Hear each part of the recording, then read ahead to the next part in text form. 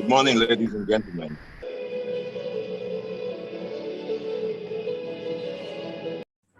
Hello, good morning, ladies and gentlemen. Good morning, all. Can you hear me? Yes. Thank you very much. Good morning.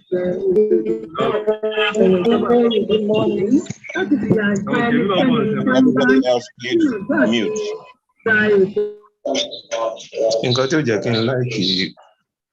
Good morning, ladies and gentlemen, and welcome to the 12th edition of HerbFEST.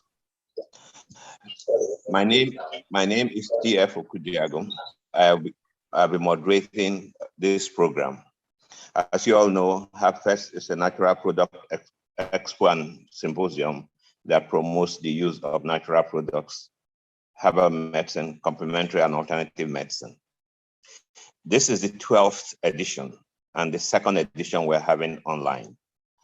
The reason for it being online is clear due to the pandemic, but being online also provides us an opportunity for more of us to join without the hassles of travel. Just like the last edition and the edition of the cultivation of medicinal plants, this promises to be an educative, interactive, and exciting edition. We have an array of speakers who are vast in their areas. The format is clear if you've seen the program. And I need to quickly add that this is also streamed live on Facebook and YouTube. Once again, I welcome you. This program is put together by the BD group, known as BDG, with its affiliates of IHP, the Interseed Health Products, the Interseed Laboratories, Bion being the Biotrade, the Nature's Emporium, and its the Bioresource Institute of Nigeria, and its mother agency, the Bioresource Development Program. Again, my name is Okudiago. I welcome you to the event. We quickly start the event by calling on a director in the BD group, Professor Elijah Sokumba, to give us a welcome address. Professor, if you're ready.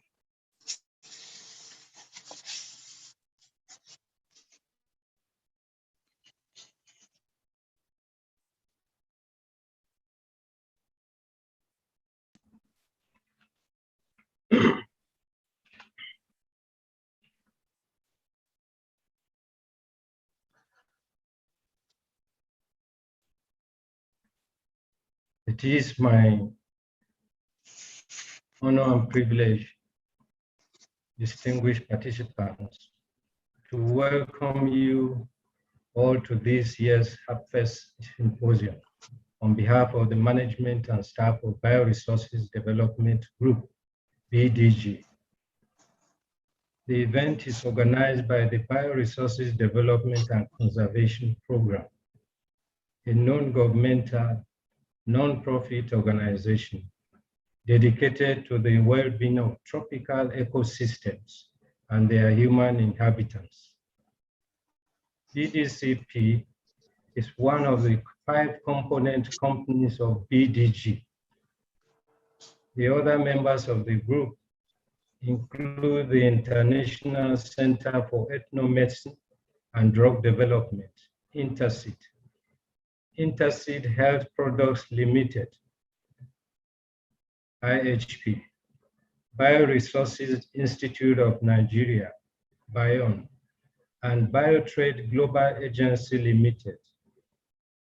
In addition, as part of the strategies to take full advantage of our natural resources, particularly medicinal plants, BDCP has worked in partnership with several agencies of government to organize HerbFEST annually over the years. HerbFEST is designed to provide an interactive platform for scientists, traditional healers, and natural products manufacturers to review developments in herbal medicinal products. It also affords companies and entrepreneurs in herbal medicine, functional foods, health and beauty products, and raw materials exporters the opportunity to showcase their innovative new products and technologies. The theme of this year's conference is herbal medicine as a complementary treatment for COVID-19. COVID-19 pandemic is still a serious global health challenge, despite the availability of vaccines and the use of other medications. As of October 25, 2021, that's yesterday, 244,170,561 confirmed cases of COVID-19 and 4,967,550 were reported globally.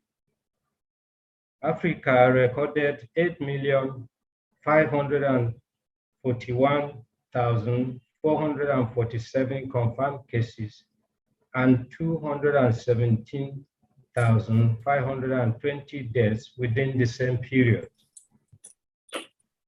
As of October 24, 2021, the Nigerian Center for Disease Control reported 210,460 confirmed cases of COVID-19, 202,379 discharged patients and 2,882 deaths in the 36 states and the Federal Capital Territory. The search for effective and safe remedies for COVID-19 is on globally.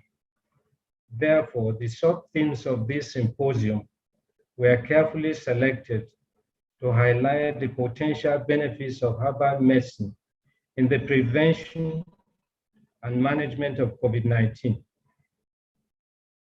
In addition, the symposium would provide a platform to review the various indigenous interventions in the prevention, treatment, and management of COVID-19 in Africa, including recent clinical observations and experiences in the fight against the pandemic. We'll also feature a training workshop on organic cultivation of medicinal and aromatic plants on day 2 of the program. The workshop is designed to give aspiring and practicing organic farmers the knowledge and skill in organic farming techniques. In addition, the training will provide an interactive platform for farmers and natural products manufacturers to review developments in the organic cultivation of medicinal and aromatic plants. Distinguished participants, once again, I welcome you all to HerbFEST 2021. I appreciate your attention. Thank you. Thank you very much, Prof. Thank you. Prof has given a detailed highlight of what HerbFEST is all about, and particularly what this 12th edition brings to us. The format will be, we have a number of presenters. Each presenter will present for 20 minutes and a 5-minute question and answer. And we will stick to this time frame. The event is supposed to end at 1:15, and at 1:15 we will end. Those who want to ask questions should make their questions brief and precise. You can also ask questions by chat, and this will be passed on to the presenters. We have as our first presenter today a professor from University in Cairo. She's a professor of pharmacognosy and phytochemistry. She's the chairman of the pharmacognosy department, Faculty of Pharmacy, and Shams University, Cairo, Egypt. She's on the editorial board of 17 international journals. She's a board member in the Center for Drug Discovery, Research, and Development. Please join me as to welcome Professor Omama Eldashan. Hello. Thank you so much Welcome. for your presentation. Yes, thank you. Yes. Okay. Prof, you can go ahead, sir. Prof, you have 20 minutes. I will interject at 15 minutes. If you can make it 15 minutes, it allows for more people to ask questions. Okay. Go ahead, Prof. Can I share from my computer, please? Yes, please. Okay. Can you give me the permission? Yes. Share? Host, please allow her share her slides.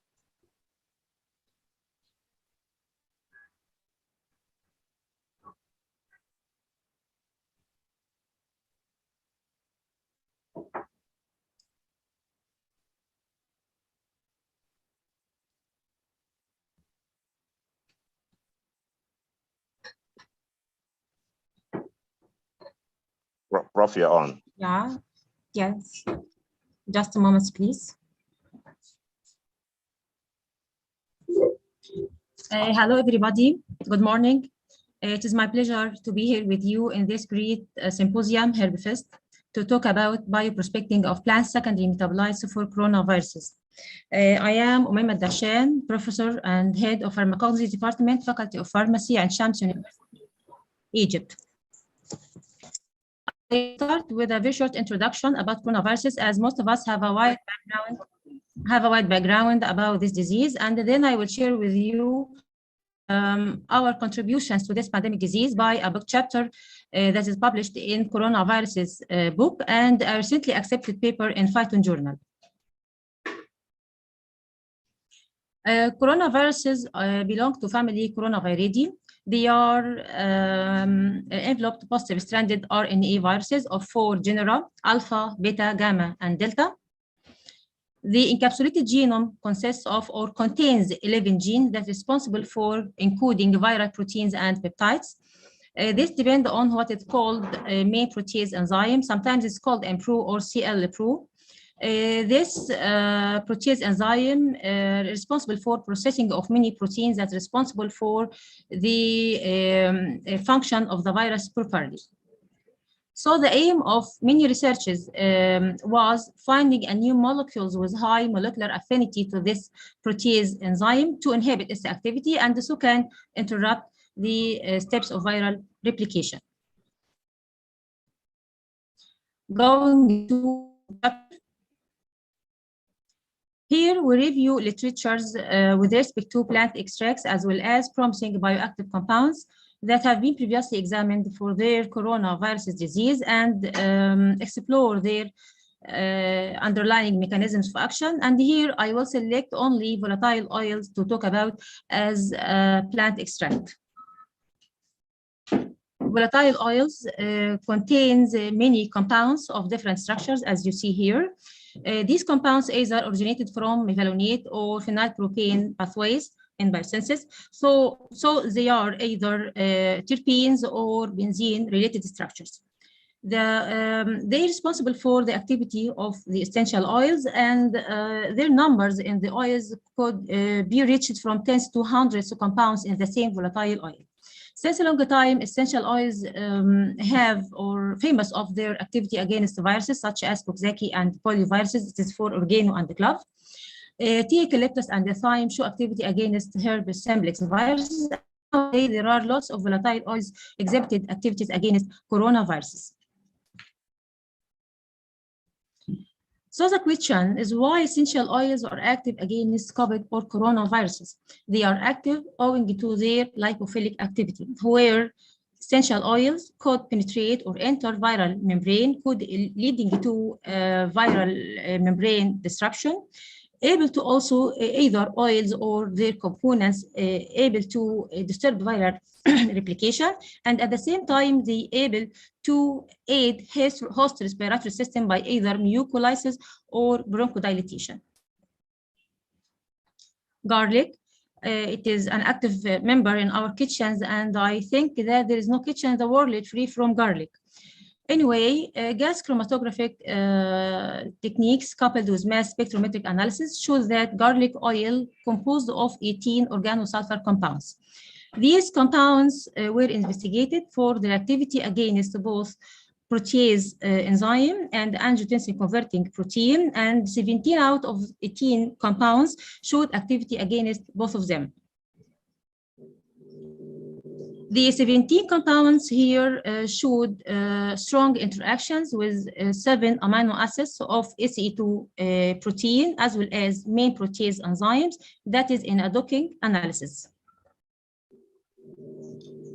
Here, it is a factor, it's called nuclear factor erythroid-related factor. This factor is released at the cell upon oxidative stress is applied on the cell as antioxidant mechanism. This factor able to modulate the levels of expressions of some genes responsible for antiviral activity. It was found that allyl disulfide and trisulfides able to activate this factor, that is in vitro assay in lung MRC5 cells. Here, other components are terpenes or phenolic compounds of essential oils have the ability to inhibit S1 subunits in silico, such as polygon, thymol, terpineol, carvacrol, that is in silico. And in another docking technique, thymoquinone from Nigella sativa and cinnamaldehyde have potential against RNA-dependent RNA polymerase enzyme of the virus. These terpenes also have a role in this war. They showed activity against angiotensin-converting enzymes and spike protein of SARS-CoV-2, such as farnesol, farnesene, and other derivatives of sesquiterpene. Cinnamaldehyde, it is a major compound of cinnamon oil. It has the ability to reduce pulmonary edema in mice. It's also able to suppress macrophage, neutrophils, and other or total cells in bronchoalveolar lavage fluids. It also has the ability to reduce cytokines production, which involved in inflammation, such as interleukins and tumor necrotic factor alpha. Eucalyptol is a major compound in eucalyptus oil. It combines with main protease enzyme by strong ionic hydrogen and hydrophobic bonds, so can inhibit viral replication. Barbacol, able to suppress the main protease enzyme, could inhibit alveolar enlargement and expressions of interleukins. Menthol from menta, able to decrease expressions of pro-inflammatory cytokines, and eugenol have a marked role in inflammatory storm, where it's able to suppress this storm by suppression of cytokines. So here we can conclude that the targets of essential oils, either via viral membrane, angiotensin-converting enzyme, main protease enzyme, RNA-dependent RNA polymerase enzyme, inflammation, cytokines, macrophage, lymphocytes, and could reduce alveolar damage also. And the proposed mechanism of action of essential oils, as well as their constituents, either by inhibition of viral attachment or by penetration of the viral membrane leading to its disruption, inhibition of viral replication, and so consequently lower inflammatory response, reduced cytotoxic, finally reduced lethal symptoms and severity.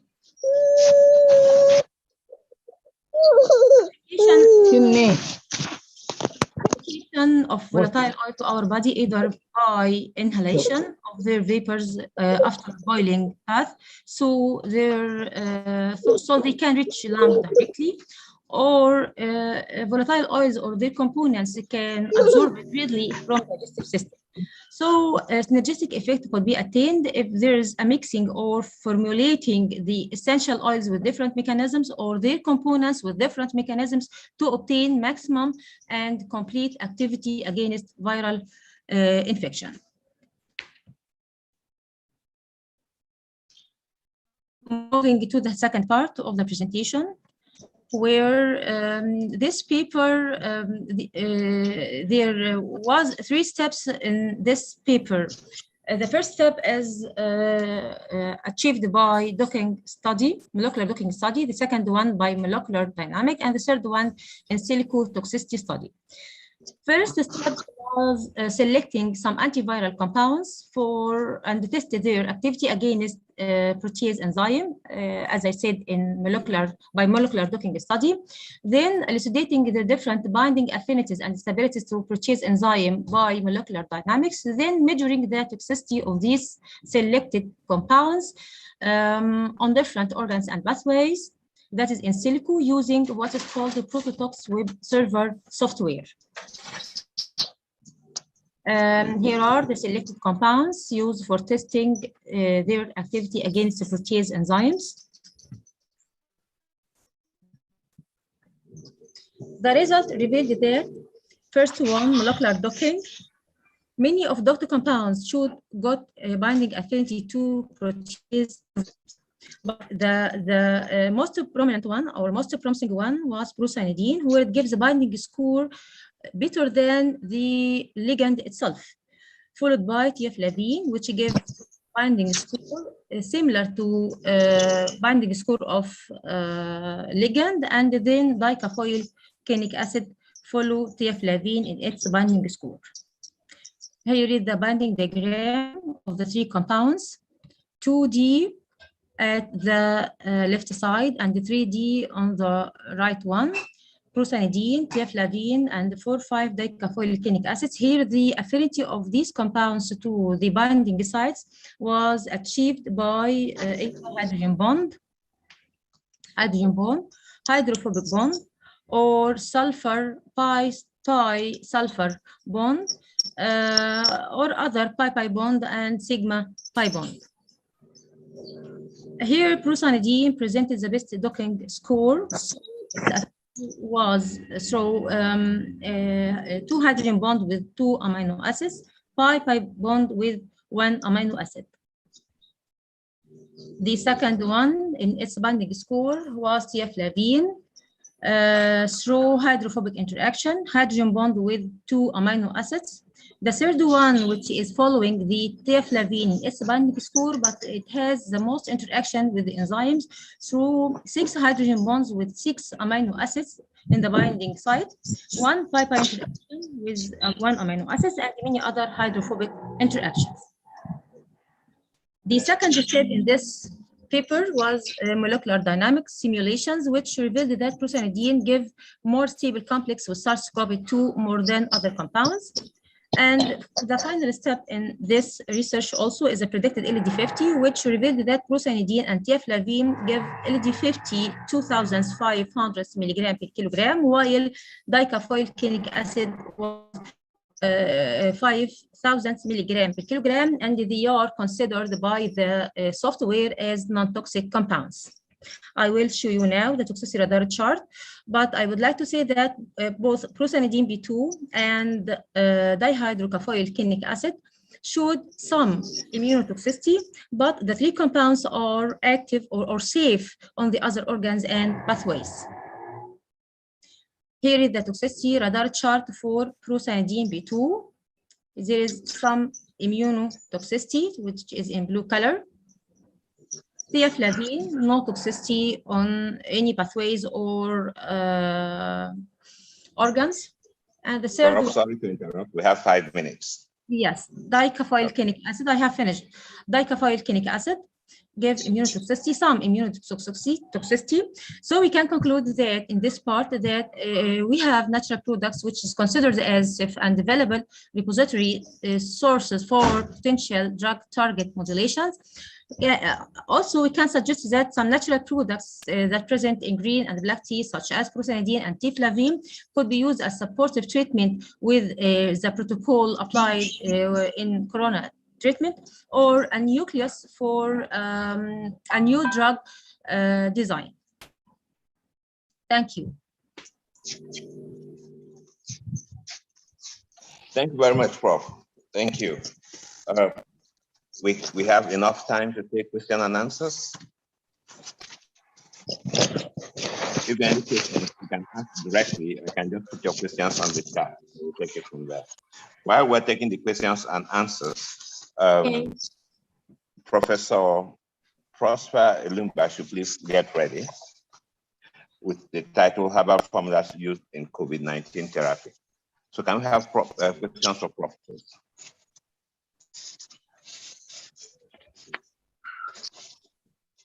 Yeah. Can I ask a question, please, to Prof? Go ahead, Prof. Yeah. Yes, I was wondering, most parts of Africa, they are using steam therapy for COVID-19. Professor, I don't know whether it's essentially, I listened to your talk about the essential oils. Is it possible that those are actually what is happening, that those essential oils That what? No. Plants. Thank you, Professor. I please again, I can't. There was a noise in the. Okay, I was asking about the essential oils being used as steam therapy. Probably, is it possible that most of the steam therapy being used in Africa actually due to the presence of those oils in the plant that you actually listed earlier? The various oils that you mentioned, and there are really a lot of that you actually mentioned in your paper. Thank you. It is not used. It is not used. It is not used. All of these experiments were in silico or in vitro or even in vivo, but not reached to clinical study.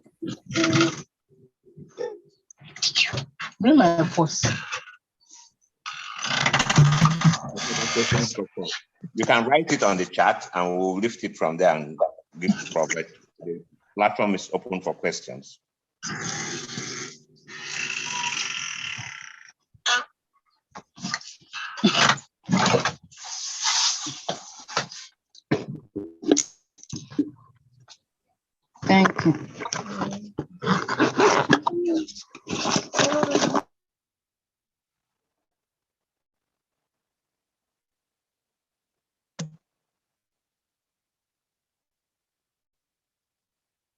Any other questions for Prof?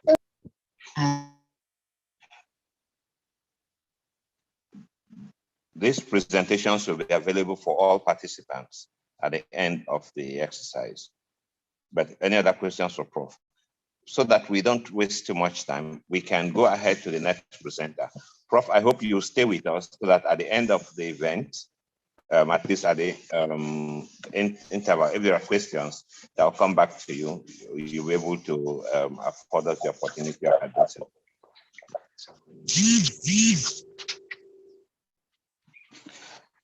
Our next presenter. Okay, sorry, there's a question.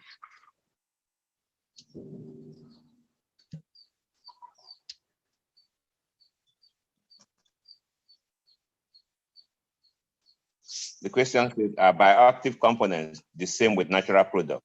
Do they have the same functions? This is by Francis Eze.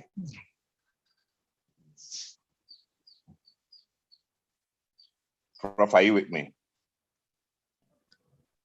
Okay, you asked me. I tried to transfer the host to someone, but I don't know to whom I will transfer it. If you answer the question, yeah, back to bioresources, back to bioresources. Okay, it goes back to bioresources.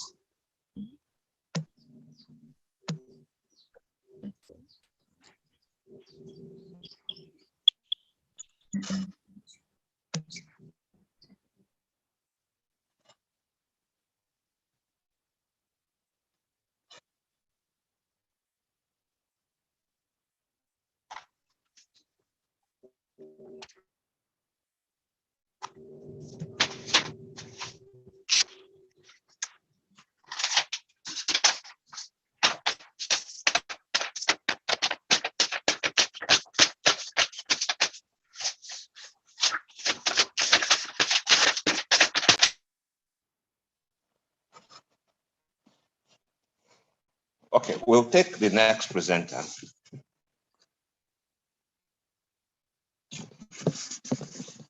Professor Prosper Elumba.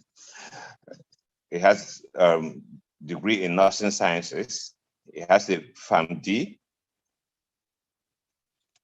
an MSc in ethnopharm and botany. He's a PhD student in nutrition biochemistry. Presently, his duty post is Ministry of Public Health, Department of Pharmacy, Drugs and Laboratories, in charge of registrations in the Cameroon. He's going to be talking to us on herbal medicine as a complementary treatment for COVID-19 in Cameroon.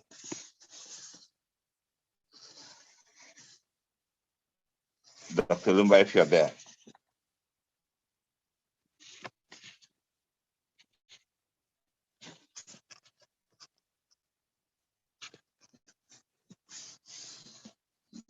Dr. Lumba, are you with us?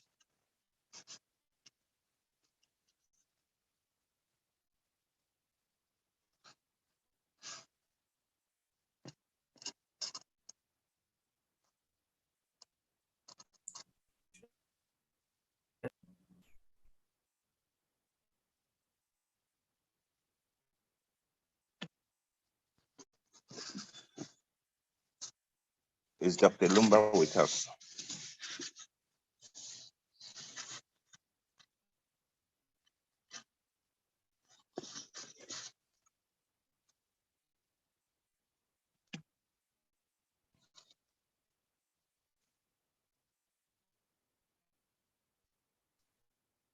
Yeah, can we project his presentation so that members we can just speak on it and then allow that to pass? Maybe he's having connection issues. Challenges. Okay. Can we project his presentation?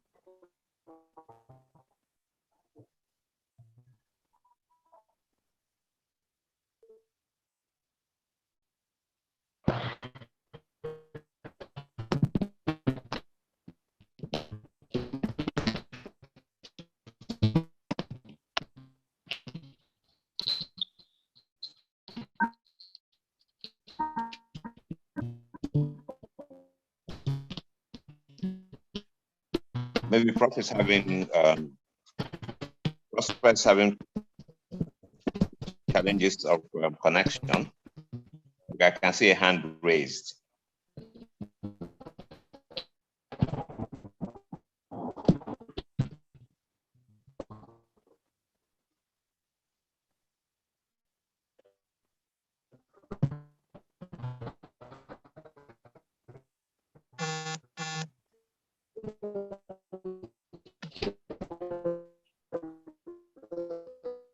I think, yeah, if we can project, yeah, Dr. Prosper was going to speak on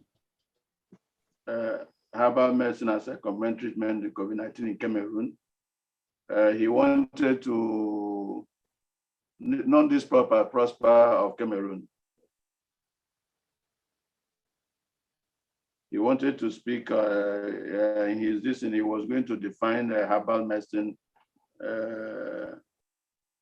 in the context of what we are doing now. Continue.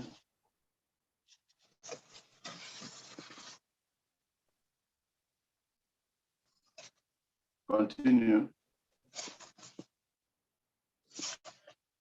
Continue. No, continue with his presentation of Dr. Prosper. Don't go too far. Where you were. Continue. As I said, he was going to do statistics and then define the context of herbal medicine in Cameroon, and particularly those plants that have been used for treatment of COVID in Cameroon. Next slide. The statistics, I think Professor Shokumba's earlier presentation has given the kind of statistics that we needed to talk about. So it will be all the same thing. Next slide.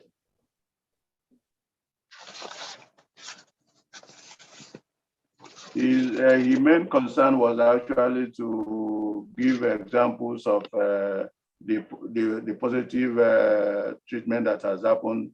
He gave examples with the artemisinin, aspirin, quinine, and plant drugs that have come from plants, and asked a contextual question: why have they not been able to occupy the central space they're supposed to? And he thinks that is due to prejudice on herbal medicine. And he also thinks that we should promote traditional medicine and herbal medicine based on the cost, which is better, and the fact that there is better access rather than the restrictive access. And he quoted Zhang, which is the WHO Director General in 2015. Continue. Continue. The paper then went on to talk about the role of herbal medicine in the treatment of viral diseases in Cameroon. In the earlier slide, he did mention the fact that not many herbal viral infections are treatable both with orthodox and traditional medicine, and then really give reasons why it is important to be able to do this. In Cameroon, 7,850 plant species, of which 514 are actually endemic in the country. If you know Cameroon well, you will know that Cameroon has a very diverse biodiversity, and it's one of the places where a lot of bioprospecting is going on. He did then go on to now talk about the challenges of trying to treat a disease that killing millions of people. Next slide. Next slide. Then he now went on to, you see some of it is still in French, so he tried to translate it back to English. And now gave us the antimicrobe that can be utilized in the treatment of COVID. Next slide. I'm just trying for us to share the slide that he has presented, since it will circulate to us, and then we can. Then the big question is asking is why, with all the potential that we have, why haven't this product been registered by the soil bodies like the FDA and so on? And we will give examples of what happens in Japan and all that. I think essentially this grand question, the big question is for us to be able to see how we can utilize all these data, for example, the one that just been shown by Professor Mayama in treating viral infections. Next slide. Next slide. He now gave examples which, if he was here, he would be able to be the one to be able to take us through them. I'm sure when it will be distributed, people can then read the full paper. Next slide.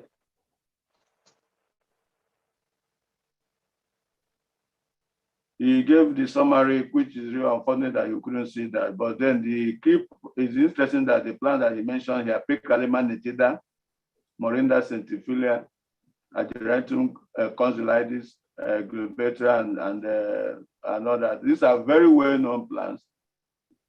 There's nothing exotic about them. They are plants that we find every day. It means that even from this list alone, we have about 15 very active plants that can be studied, which are being used in Cameroon currently for treatment of COVID-19. The interesting thing that COVID-19 doesn't have any known registered cure so far. So these products have to be treated, and the only people who can do the research are our people by themselves.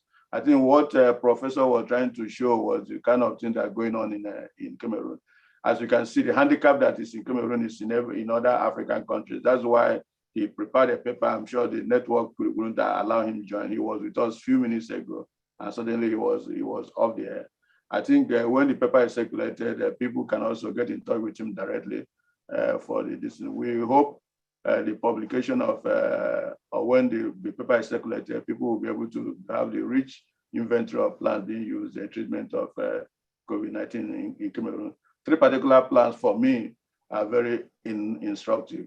One is Picalima nitida, which may be useful for those who are having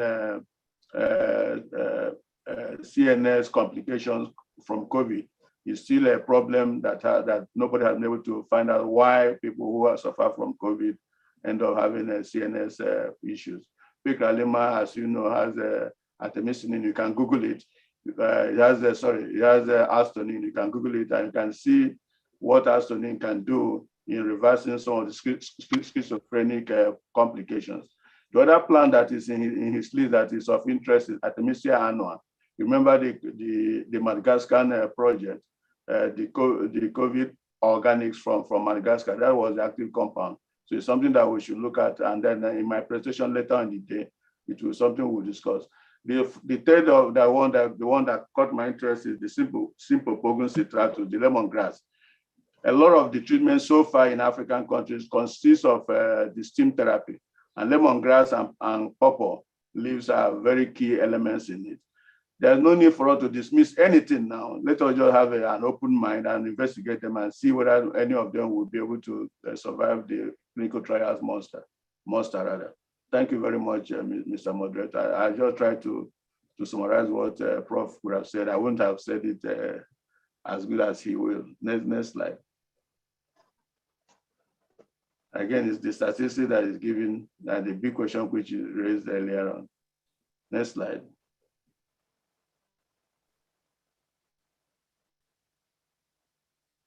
Prof, this Moderator, that will be TF. So we can. Thank you very much, Prof. Thank you. When Professor Lumba is able to join us back, he'll be able to answer some of the questions. Thank you, Prof. This gives the highlight of what Prosper was going to say. We will not take too many questions here since he's not here, but I see that he's trying to join. Once he's able to join, we will take his questions. So if you have any questions on this paper, especially the plants which are common to both Nigeria and Cameroon and the possible potentials they have, I think this is a critical paper, and I expect that there'll be very inciting questions with regards to, because some of these things, be it the steam treatment and all that, we're already using. So that'll probably expand our scope on what is possible as we continue the search for the management of COVID-19. Can we have Professor David on this? He's going to be speaking on herbal medicines as complementary treatment of COVID-19. He's a professor of pharmaceutical science. He's the TUT Chair, Pharmaceutical and Biotech Advancement in Africa. He's Director, Association of African Medicine Plan Standards. He's Director, University Innovations Global Africa Region. He's a trustee of the Pharma Connect Africa NPO. Prof, if you're with us, can we hear you, please?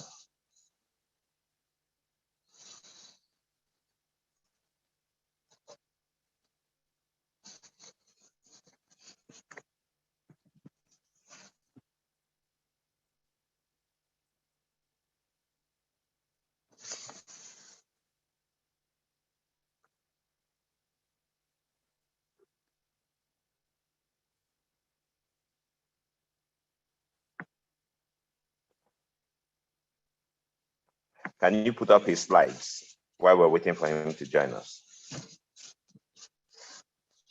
In events like this, technology remains a challenge, especially issues of connectivity and bandwidth.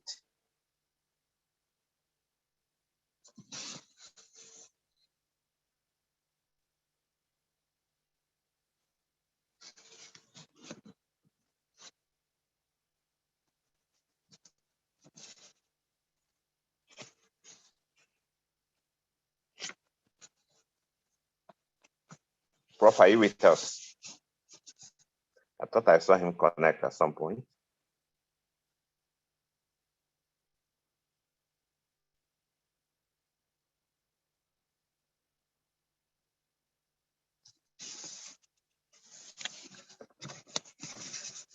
While he's still trying to connect, maybe we should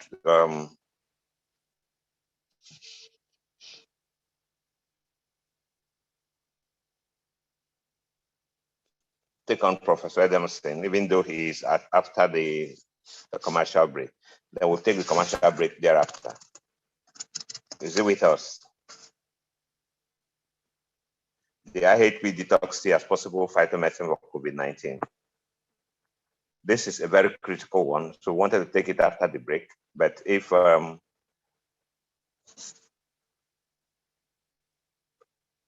Professor David is not here,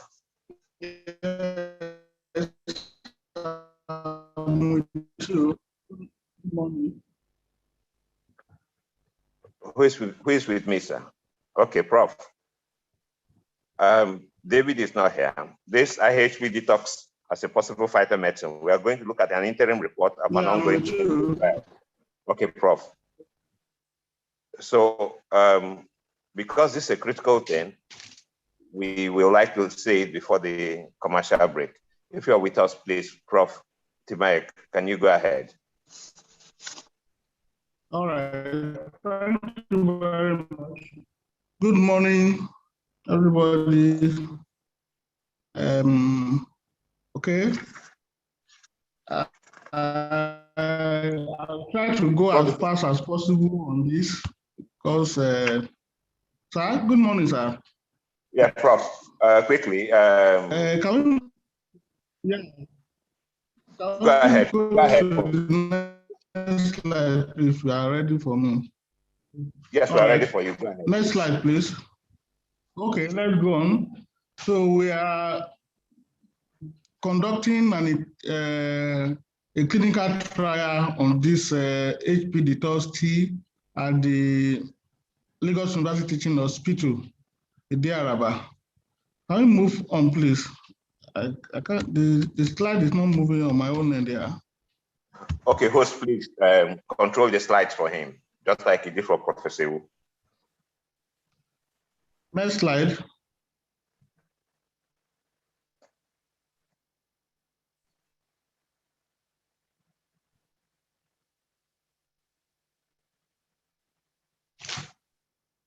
Hello? Yeah, he's trying to get the slides on. Okay.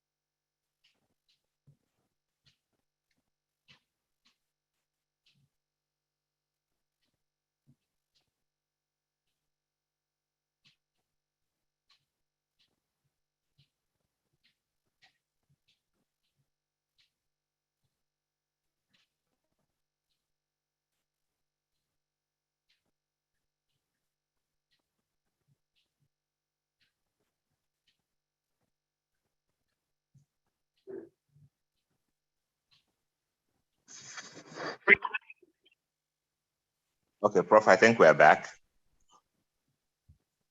Okay. It's coming on. Okay. Okay. This says a little about Prof. Much later, we'll give more detail about Prof and the work he's doing. No problem. Next slide, please. Okay. Okay, so Prof, you're on. Is it possible? Okay. Good morning once again. Well, the clinical trialists in Lagos here, we are bigger than this, more than Lagos, but these are the clinical trialists in Lagos. Can you move to the clinical trialists, please? And let's go on. Next slide.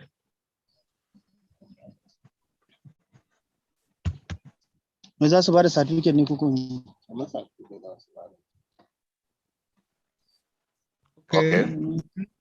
So these are the clinical trialists in Lagos. Next slide. Let's go, because we don't have much time.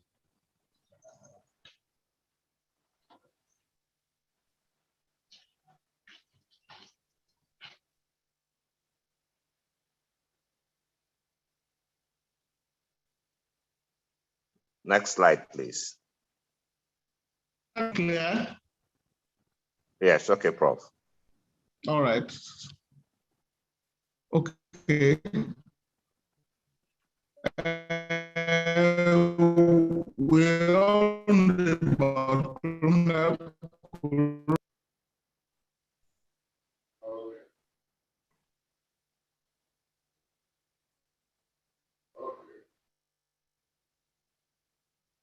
okay.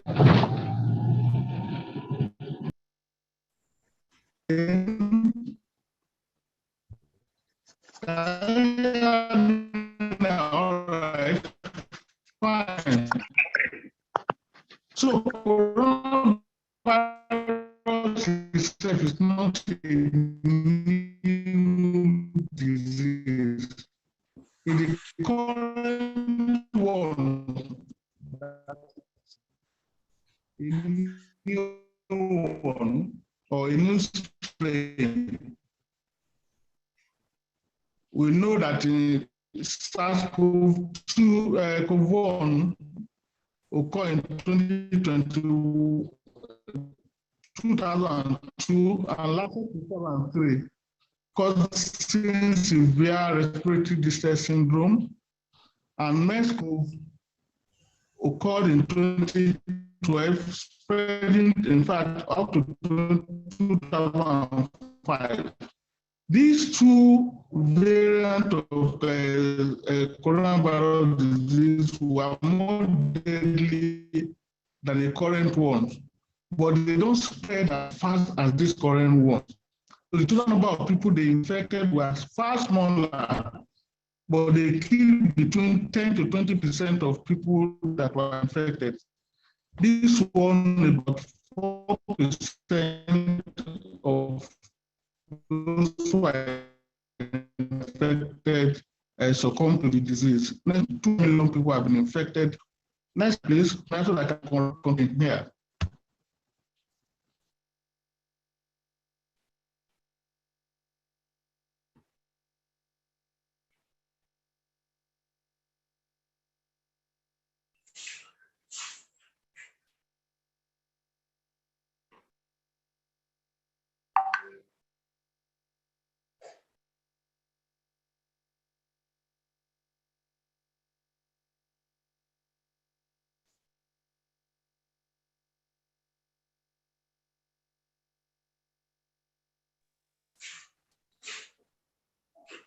If you have this as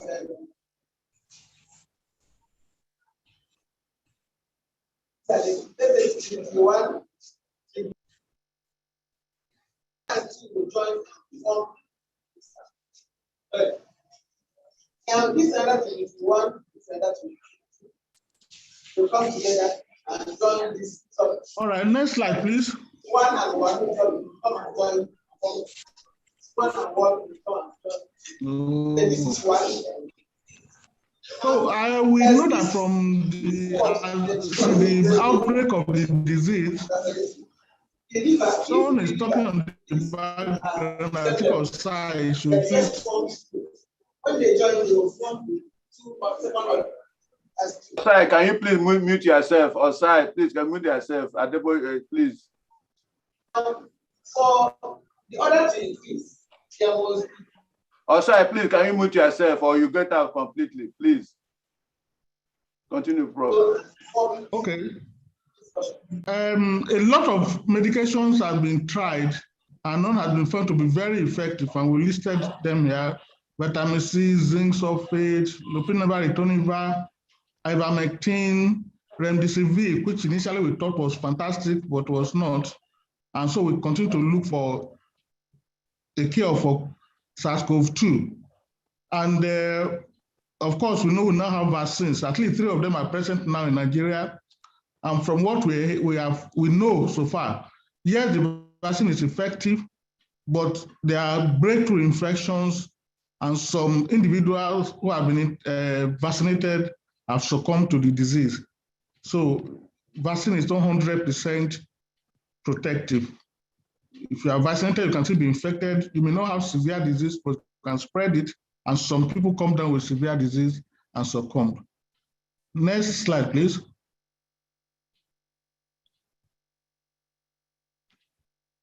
Next slide.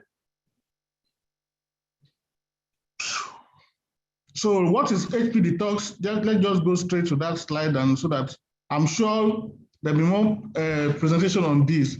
The HP Detox tea contains andrographis, Ganesha Cola extract, and Psyllium guajava. I hope I prevent that one very well. The extract of these 3 products is what makes up Ihp Detox tea.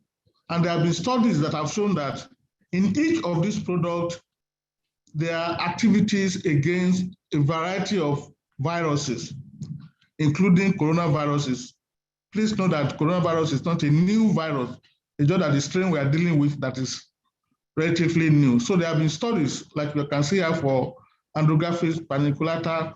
Next slide is on Ganesha Cola, which is our own cola that is available in our country. Next slide.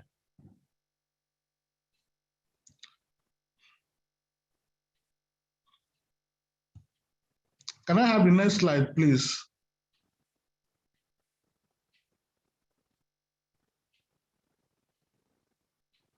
So Ganesha Cola, like I told you, all of us know it. And the active ingredient there is one of the flavins there, colaviron, which has also been shown to be active against a lot of viruses.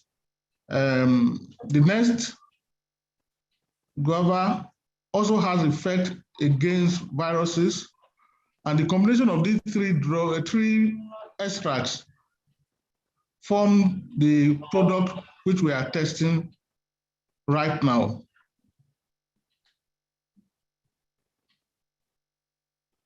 Next slide, please.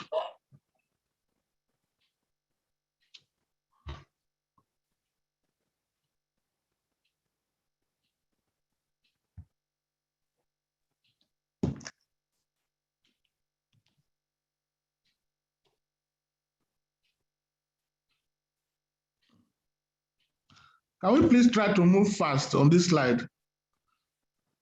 Trial protocol. Let's just go to the aims and objective of the trial, please. Slide to the next, to the aims and objective of the trial. So the aims are to determine the efficacy and safety of Ihp Detox tea when used as adjuvant with already known and available conventional therapy for novel COVID-19 in Nigeria. Let me just explain the rationale behind this. You are testing a new product that you don't know whether it's active or not. It should be unethical to just use that product alone as a standalone against what you are doing before. That should not be acceptable for a human trial. So you should understand the basis for what we are doing. And the specific objectives to determine the mean time to negative test to COVID-19 following combined Ihp Detox Tea and conventional therapy for COVID-19 among COVID-19 positive patients compared with those on conventional therapy alone, and to determine the proportion of disappearance to resolution of respiratory symptoms following combined Ihp Detox Tea and conventional therapy for COVID-19 among COVID-19 positive patients compared with those on conventional therapy alone. Next slide. Next slide, please. To determine the proportion of adverse events, can we move back a little? To determine the proportion of discharges compared to conventional therapy, to determine the proportion of changes in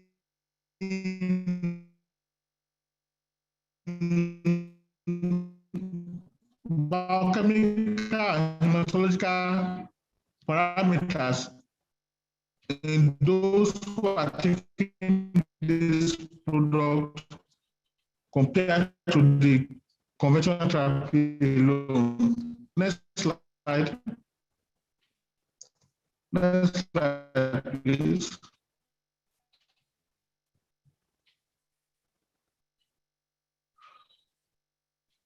Next slide, please.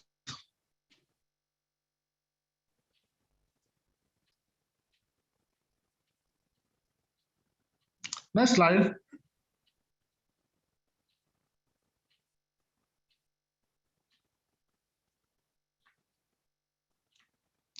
Can I move for the next slide, please? Just move on.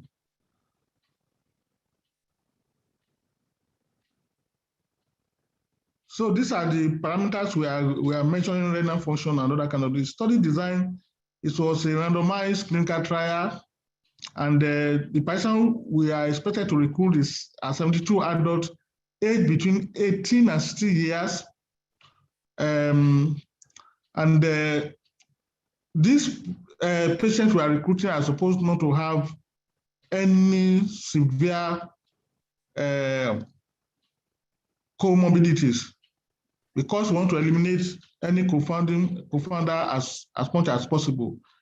Half of them are supposed to be randomized to the COVID-19 product, and half will be on COVID-19 conventional therapy, and half will be on Ihp Detox Tea plus COVID-19 conventional therapy that we are using in our center. All the patients are expected to be on admission at the COVID-19 isolation center. So to some extent, these patients has relatively severe disease that will require them to be admitted on the ward during the period of recruitment. The trial registration is projected here. We registered with the Pan-African Clinical Trial Registry. We had our NREC approval. We have approval, the local expedited approval from LUTH, and we have now back authorization for this study. And all the study participants were also insured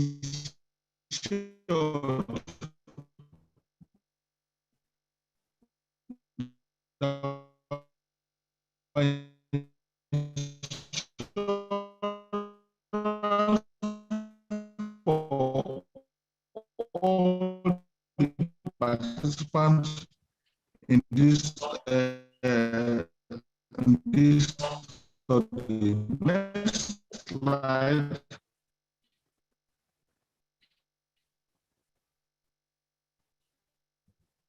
Next slide, please.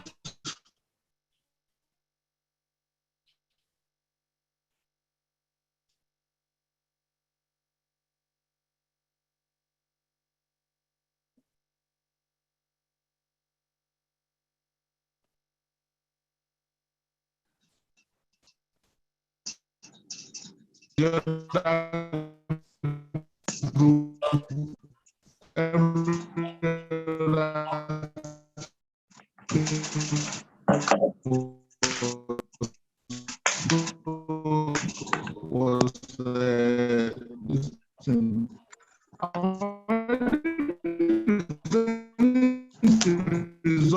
but the person presenting this thing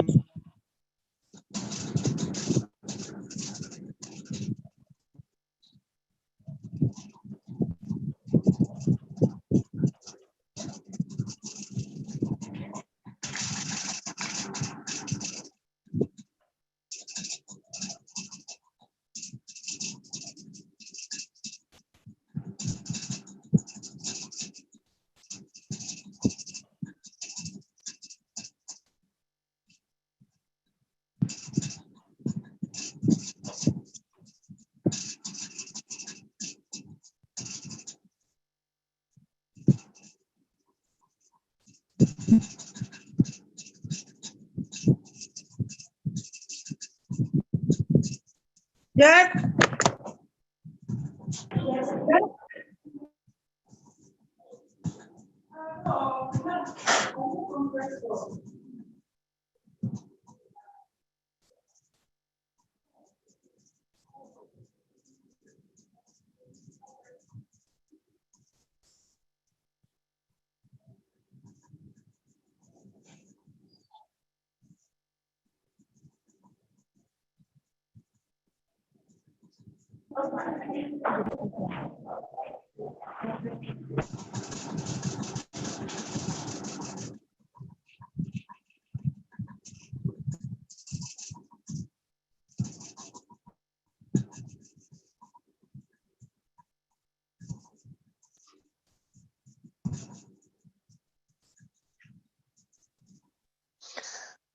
Please bear with us. Network has continued to be a challenge. We hope it improves soon. We also mute our mic so that we can hear him when network improves. It's because a lot of us can you hear me now? Yes, we can hear you now. But yes, the person projecting has already moved to almost the last slide. Let me just give the outcome of it. Go back a little. Okay. Only where to stop. Okay. Okay. Yeah. Okay. Yeah. Go to the next slide now. Move to the next slide. Move forward. One slide forward.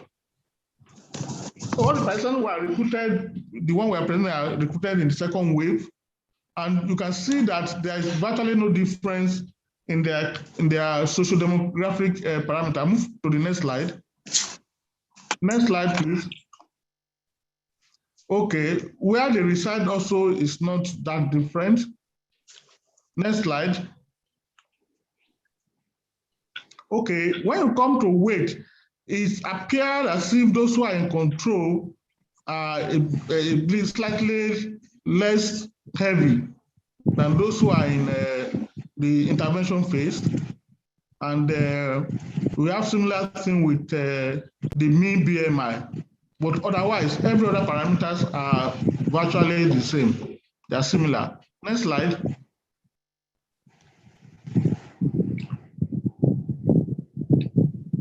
Okay, we look at pre-morbid conditions on recruitment, and there's no difference between the two groups, as you can see on this table. Next slide. Next slide. And the comorbidity status of the study group is what is projected here for you to see in bar chart. The green one are the control, and the blue are the intervention group. And you can see that there's virtually no difference between the two groups. Next slide. Okay. Now, mean negative time to COVID-19 test. We are using when the test report to us that the patient is negative. We are not using viral load here. And you see that because what we did was that from the previous study that has been done here, it has been shown that sometimes some patients will clear the virus before 14 days. Initially, the study was supposed to do baseline, 14 days and 28 days. So we introduced day 4 and day 8 testing to discover whether some of these patients will clear their viruses faster. And it was discovered that by day 14, only 4 of those who are on the intervention group are still positive for the virus. So this is significant that mean time to clearing the virus is shorter in those who are on Ihp Detox Tea compared to those who are on the control arm of the project. And this is one of our, in fact, this is the first specific objective that we are looking for. Next slide. Next slide, please.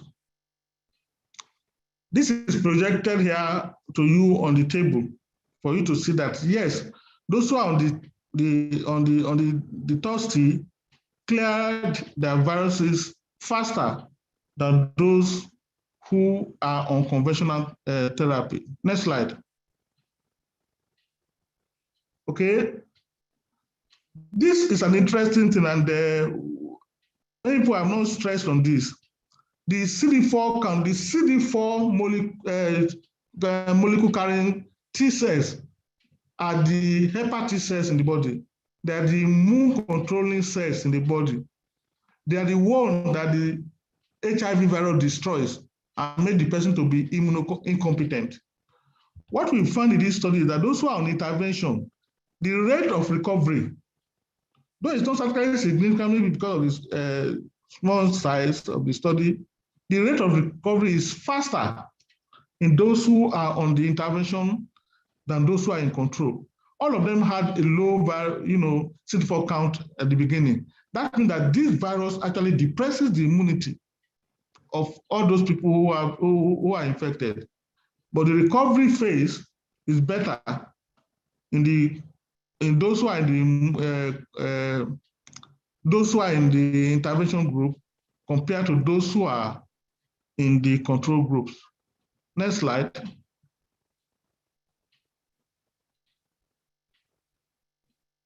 Okay, outcome amongst the patients, mean day of admission is shorter in those who are on the intervention compared to those who are in the control group, though not significant, maybe probably because of the size of the study. Those who completed the 20 days follow-up on that is a bit more in those who are in intervention group. And actually, you can see those who require ICU care or CPAP, that's assisted respiration, 1 in intervention group and 5 in the control groups. And side effects, we noted 2 side effects that we discuss later that we noted in the intervention group, but we see what happened. The only death that occurred within 3 days of admission, and it was in the control groups. Next slide. So this preliminary study on just 32 patients showed that the participants in control group tend to stay longer on admission and were more likely to be admitted in the ICU and receive ventilative support. Although these differences were not significant, there are 2 participants who had what appeared to be side effects. One had flank pain 8 days after the participant had been on Ihp Detox Tea and 3 days after discharge. We followed them up when they were on discharge until their 20 days. It was off the tea for 24 hours and then resumed when you found that the pain was unrelated to the tea. The pain resolved 4 days later, and the participant continued the tea till the end without having the pain anymore. The second participant developed hematochezia, that is passage of bloody stool, 14 days after commencing Ihp Detox Tea and 4 days after discharge from isolation ward. It was later attributed to a particular vegetable being given to the patient on a discharge, maybe to boost his status. And that particular soup was withdrawn, and the hematochezia resolved, and the participant eventually completed the days on 20 days on Ihp Detox Tea without any problem. Like we said, the only death in this group occurred in the control arm in a patient that was just 3 days on admission before he passed on. Next. So main findings and conclusion: COVID-19 positive patients who took the Ihp Detox Tea appear to convert to negative status in a relatively shorter time compared to those who did not.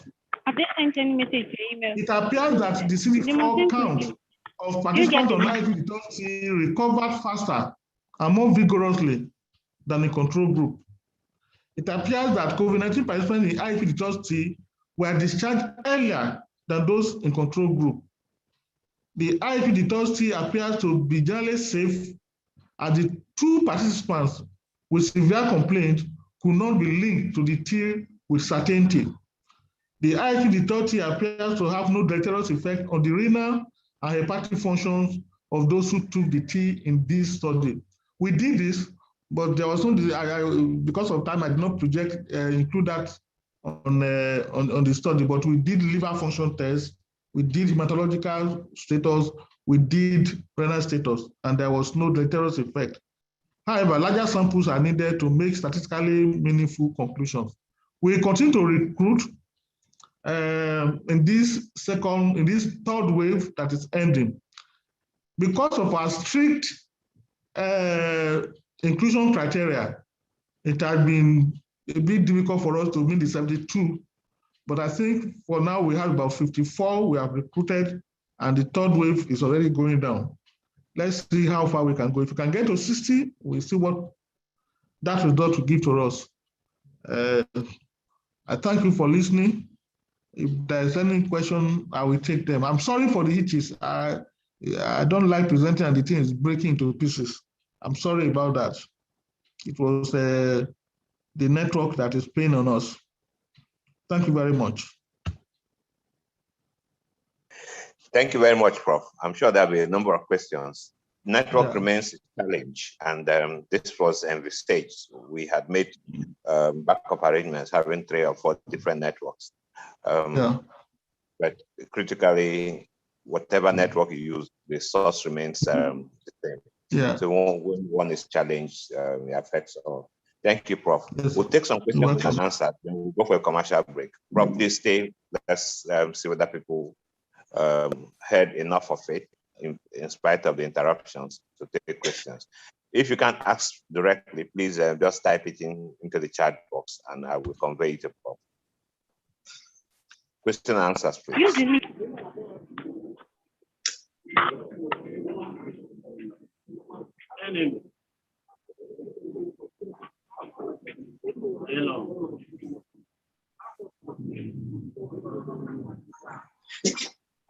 Okay.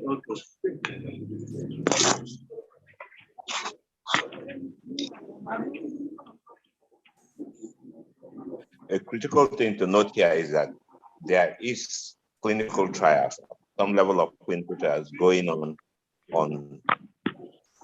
the product, the natural product, locally made. And the clinical trials, even though the cohorts are small now, but it is going, so that is a very positive start. So, Prof, thank you for the work you're doing. You're welcome, sir.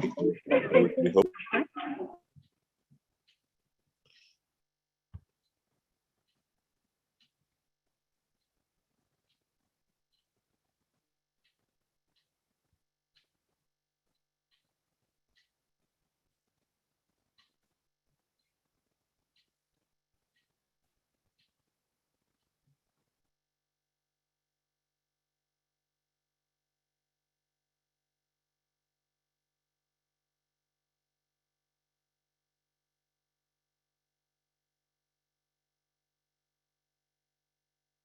Moderator, there are questions in the chat.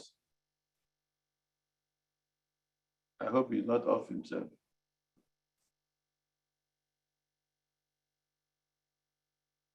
There are questions from the chat room. Okay. Chat room. Yeah. Somebody asked about the adverse effects. Yeah. Yeah, somebody asked that, and then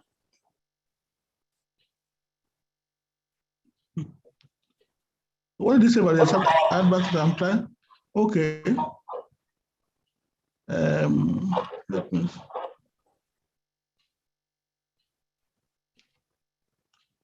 I think I said something about hematochezia. I would like to know the soup that, oh, okay. The soup that the person took. Unfortunately, I don't know, but he just said that they prepare some form of, vegetable because he's recovering. Some of these things that we do locally that will make people recover. That's why they started giving him when he got home. And 4 days starting taking that, he started having hematochezia. And we asked that everything should be stopped. The other thing is taking the soup. When they resolved, we reintroduce Ihp Detox. We may get back and find out if we can get the type of soup that it took. We can get back to the person. We can get back. Yeah, thanks, bro. The other question has to do with I think this is a natural product chemist. He was asking the chemical composition of the 3 plant extracts. But I think you showed that one. I showed it. You showed the yes. So when the slide is distributed, the person can see it there. Yes. That is from experience, yes. Yes. TF, are you back? I think the moderator himself is locked up. These challenges we're having in the country in terms of network. Somebody is asking, sir, what extensive study did you carry out to determine the CD4 count? I don't understand what the person, the CD4 count is just a count. There is a special machine we use to do CD4, CD8, which is used to do the count in those who have HIV. It is called SciFlow.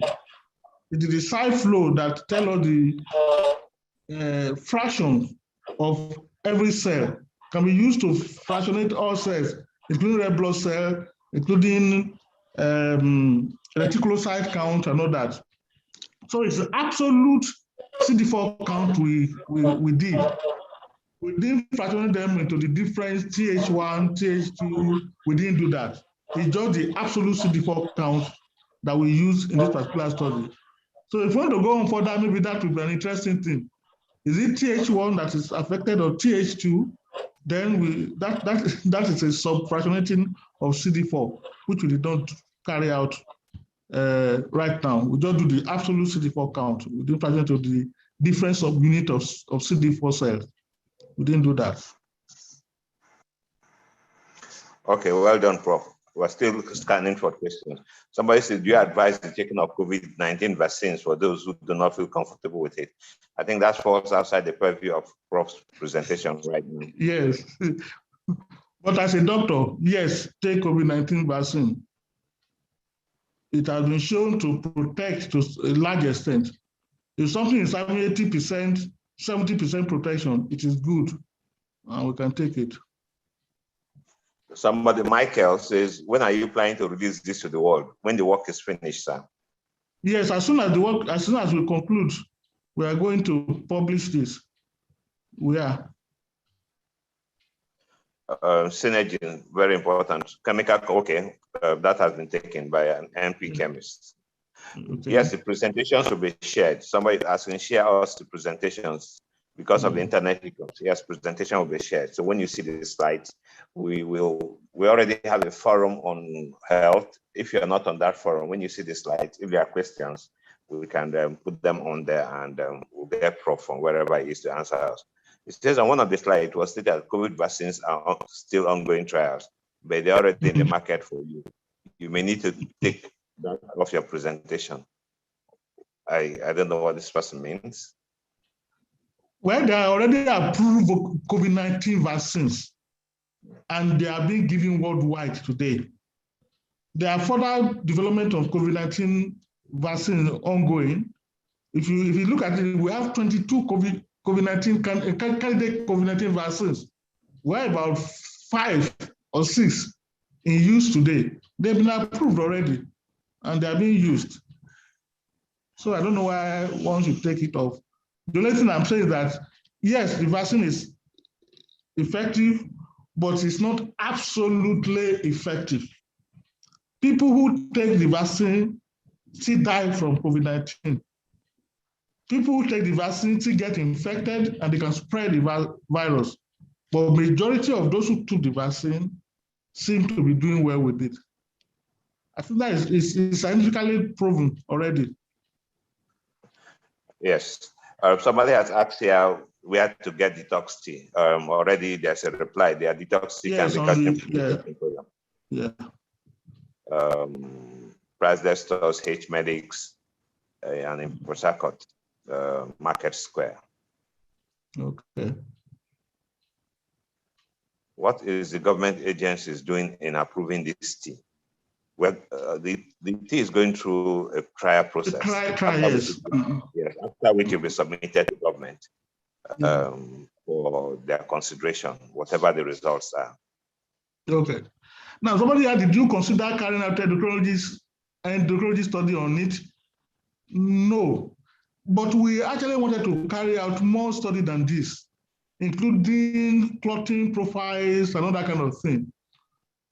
Funding, you know, this costing a lot of millions of naira. It's not a joke.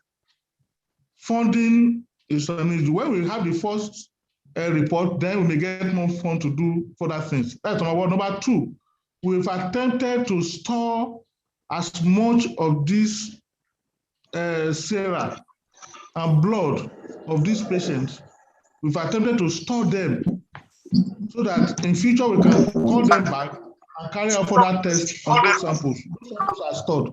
They are stored sample already from this patient that we stored there in minus 80 degrees right now. And we store some of them under liquid nitrogen. We store some of those samples already. So in future, we may decide to widen the scope of the study and look at what we get from those ones. This is the critical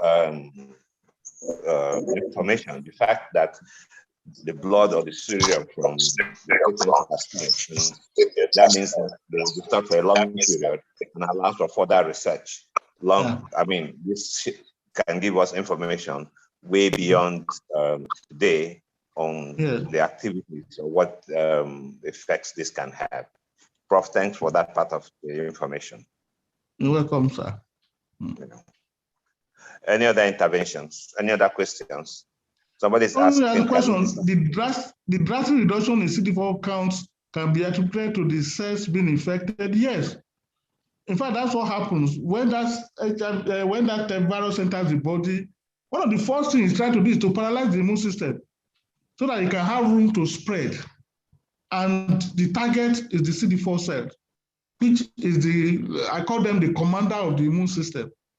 So in the process of the CD4 cell trying to control the virus, they are killed, they are destroyed.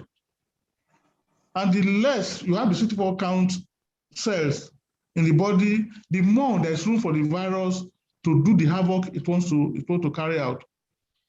All these cells, sometimes when you take steroid, and that's initially when this disease started, they are careful giving steroid because steroid also paralyzes the immune system to some extent.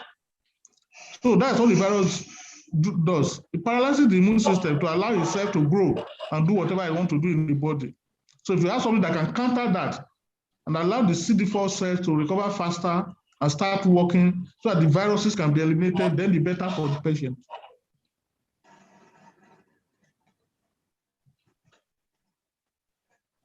Okay. Any other questions, please, before we go for?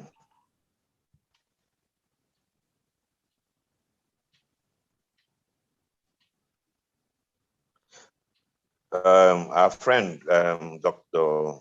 Olumba from Cameroon wants a picture of the pack of the detox tea. Yeah. It was initially in my presentation, but I removed it. But I thought somebody will put it in one of the presentations.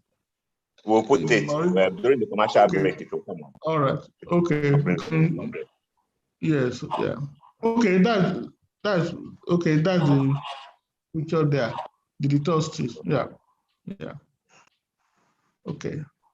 Somebody is asking, is it only for COVID? Is detox only for COVID? If you look at the previously done, you see that this product has been tested against Ebola virus have been tested against hepatitis B virus, have been tested against influenza virus, and there have been some activity. If you look at, if you go through the literature, it's there in the presentation that this product is active against other viruses apart from COVID-19.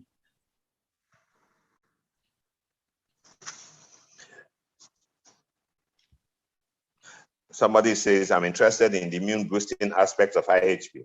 It's an area of research study also. Yeah, yes, it is. It is. I personally used detox tea after a conference where I met it in Futo. That's somebody else.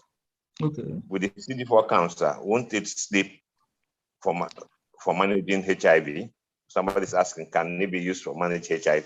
It is possible that this is an opening that has just occurred now.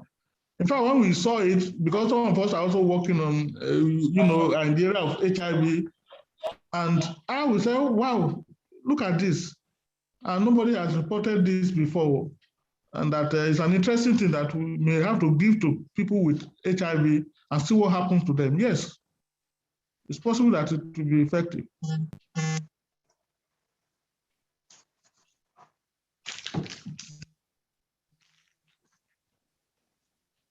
Okay, any more interventions? We'll go for, okay, they've given an idea of what it can be used for. System detoxification, oxidative stress relief, promotes liver and kidney health, regularizes bowel movement, relieves indigestion. We'll go for commercial break in about 2 minutes. So we'll take, is the detox good for nursing and lactating women? We don't know. We don't know yet. we need to give to lactating women or women who are not breastfeeding, and then see how much of it is in their breast milk, and whether any of those products in it will affect and the lactating infant, we don't know.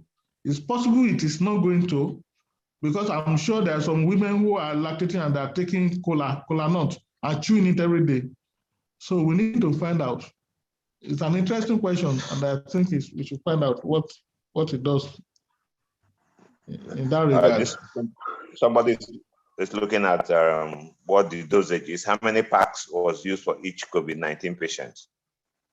Okay, one bag of tea is soaked in warm water, 100 ml of warm water in the morning, and 1 bag of tea in the evening, 12 hours. That's what we did. 2 bags a day. Okay, for the period yes, for each participant is required to take it for 28 days. Okay. If we are able to follow that's how we say those who completed 28 days, they're supposed to take it, even when they are discharged, they are given enough and they are monitored until 28 days. They give enough to last them for 28 days. Some of them want after that, we ask them to go. We don't have enough to give to them after that. Some of them feel that when they took it, it made them feel better generally. And we directed them that, okay, you can go and get some for now. Somebody has asked laboratory processes with a question sign. Pardon? You just said laboratory processes with a question sign, perhaps asking what are laboratory processes. So I don't quite understand what the question means. The next person has said, what are the side effects, especially for long-term exposure? For now, at least for that 28 days, most of the people that are taking it have no complaint of anything that we should worry about. Whether when you take it for a very long time, 2 years, 3 years, we don't know yet. But well, I'm sure the product is in the market and people have been consuming it even before now. And I don't think there have been any serious report of a side effect for a long-term use. I'd like to know the steps to be taken for those who have possible herbal therapies against COVID. Those who have possible herbal therapy? Yes, what do they need to do? They need to present their work for clinical trial. But clinical trial is very expensive. One thing that I think we need to do in this country, and which we are not doing it, that we have a lot of, I believe that we have a lot of plants, herbs, that we can extract a lot of things that can help us in this country, from treating hypertension to taking care of liver disease, heart disease, because some of the products we are using that come from abroad were extracted from plants too, anyway, and yet the nation does not have a robust plan to investigate this. We have a lot of pharmacy department, pharmacology department, faculties in almost all our universities. The government is not interested. I think we need to separate money for research. Now that they are doing it anyway, I think it is time for us to present the product and then apply for research grants and start working on them and then bringing out what they contain. The second thing I believe can be done is that when these products are identified, the government should support the pharmaceutical company that is trying to pick them up, develop them further by giving them incentive for doing that. That's the only way we can make progress. If we don't do that, we're not going to make progress. Because when the pharmaceutical company picks it up, they can now develop this product further, and then we do further things, and they can become something that we can export to the whole world. If we don't go through those, and President who used a word now, I used a word about clinical trial sometime just before we started. It's tasking. It can frustrate, almost frustrating before you get to a stage in which you say, yes, this product can be accepted worldwide as an ethical product to be used. It's that process of support for research from the beginning to the end point that is lacking in our system. And we need to develop it. Can it detox the liver and kidneys? We're asking about the Ihp Detox Tea now. What we have done in this case is that those who have liver or kidney problems were excluded from beginning. Now, if you want to do that, if you find it to be safe, then we cannot do another study in which we give it to those who have kidney failure of various grades, liver disease of various grades, and see whether it slows down the deterioration of those people. That is when we can now say, yes, you can detox liver or kidney. But again, that's another research area to look at. Somebody says, I have a product made from fruits and glucose D that is effectively work on hepatitis. How can I bring it into limelight? Can he please contact Professor Iwu? And I think from there we can work something on it. Thank God it's there. So yeah, go on, sir. At their laboratories, we can go for testing. I don't know whether it's testing for COVID or testing for products. If it's for COVID, yes, there are several centers for testing. And if it's for product, get to the pharmacy department close to you in your university. They can be of help. Or you can contact the Resources Institute of Nigeria. They can be of help. We are 3 minutes over our timing, but if there are 1 or 2 more questions, we'll take them. If not, question, how do you source your raw botanical materials? What are your sustainability plans? I think this is for IHP. Is this project safe during pregnancy? We have excluded those who are pregnant. We are not using pregnant women now. We don't know. And we are not using them for now. There's a lot of rigorous things you have to go over to include a pregnant person in a clinical trial. It is far more rigorous than, in fact, it's killing. For you to put a pregnant person in a trial, you must prove an arm and a leg and your brain before you can do it. And we have excluded them from this study. I think we'll conclude here. If the questions keep coming, please just be on standby. Somebody actually said, can we add natural honey to detox tea because it is very bitter? It's not not very bitter. I've tasted it. It's not very bitter at all. Yeah, it has a little bit of a bitter. Can I add honey? Of course, I think you can. Okay. I like to take it without adding anything, just like that, so that I don't contaminate whatever there is to it. I don't want to add anything else. I think it's better to drink it just like that, without even adding sugar. This can we have Prophet Ibu's contact? You will get that. We'll put it on. You will get it. You get it. You get that. Yes. Okay, we'll go for a commercial break, but Prof, please stay with us till the end because I see that more questions will come. So we'll go for all right. Thank you very much. Yes. Admin, please take us to the commercial break. Then we'll start from there. We'll take our next presentations. The commercial break is supposed to be for 15 minutes, so we'll take it now. All right. Thank you very much. Thank you, Prof. Thank you. Please stay with us, Prof. I will. All right, sir. Thank you, Prof. You're welcome, sir. Thank you, Prof. Thank you very much. I'm really excited. Yes, sir. Thank you. Yes, sir. You're welcome, sir. The commercial break is supposed to show us a few things about IHP, including the detox tea. So we'll take it now.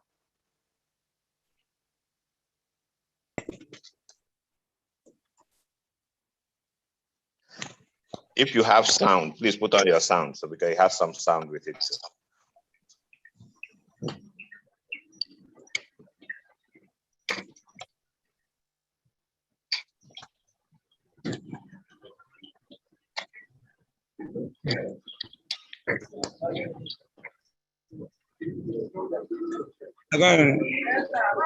No, fine, man. Yes.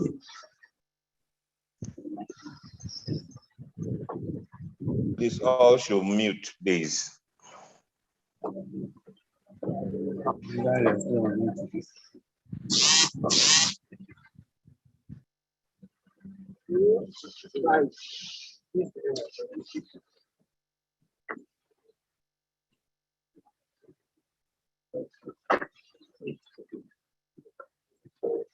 Are you by part-time job?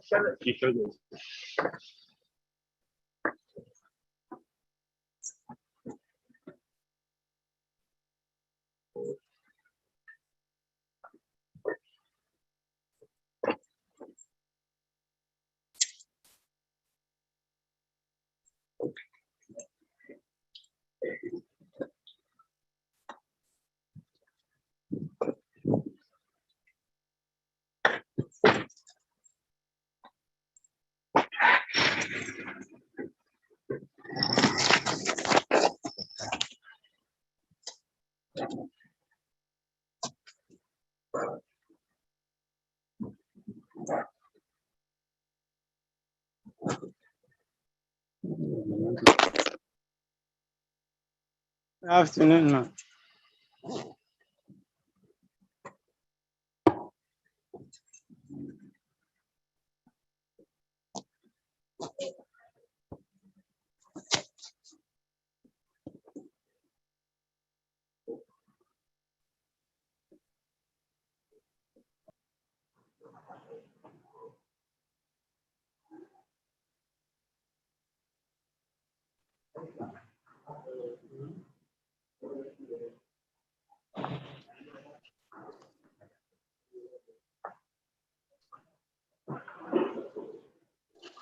We can't hear the sound, please.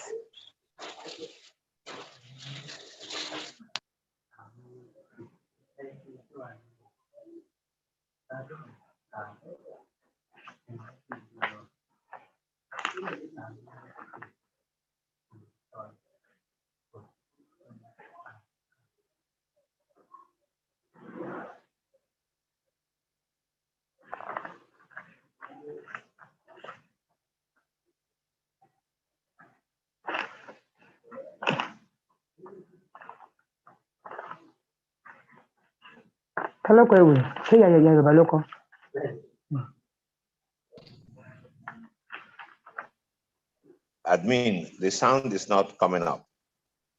It's coming up now. Okay, go ahead. I can hear it. Garcinia Ihp.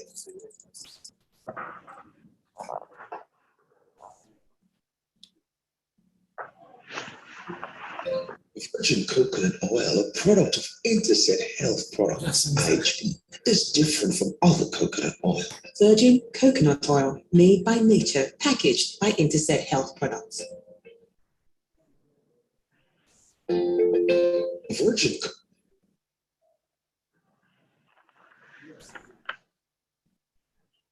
Thank you so much, Herbal IHP. Herbal IHP is an anti-aging formula designed to allow for a graceful aging experience. Herbal IHP. Made by nature, packaged by Interset Health Products.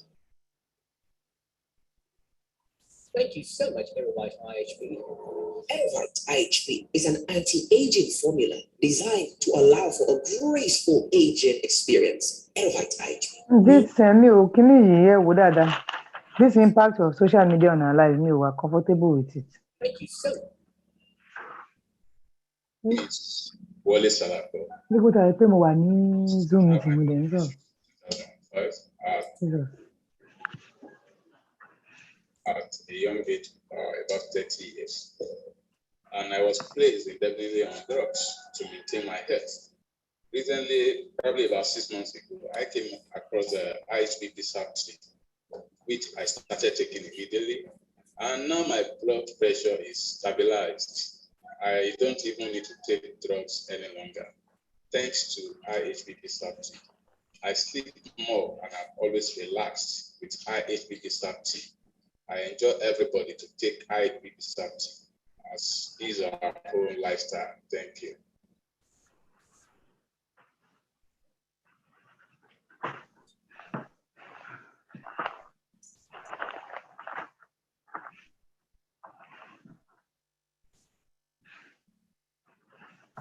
Immunobite Ihp boosts your immune system by fighting diseases. Immunobite Ihp. While we're listening to the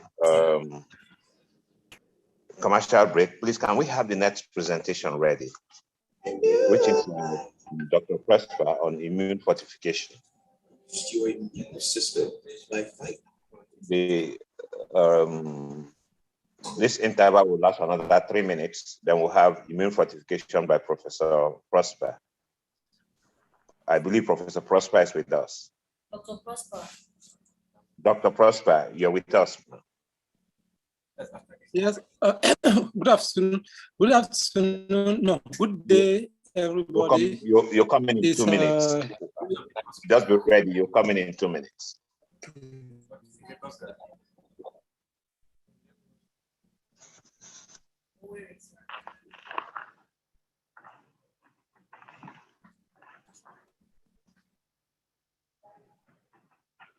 Okay, we'll take Dr. Prosper. He will take us through immune fortification therapy. Dr. Prosper is a medical doctor, a graduate from College of Medicine in Maiduguri, holds a master's in health planning and management and a master's in international public health from Liverpool, United Kingdom. He's a fellow of the Institute of Health Insurance and Managed Care of Nigeria and many others. He's chairman management board of the Imo State Specialist Hospital, Owerri, and a member of the Imo State COVID-19 Task Force, among others. I've just given an abridged version. So, Dr. Prosper, if you're with us, please go ahead.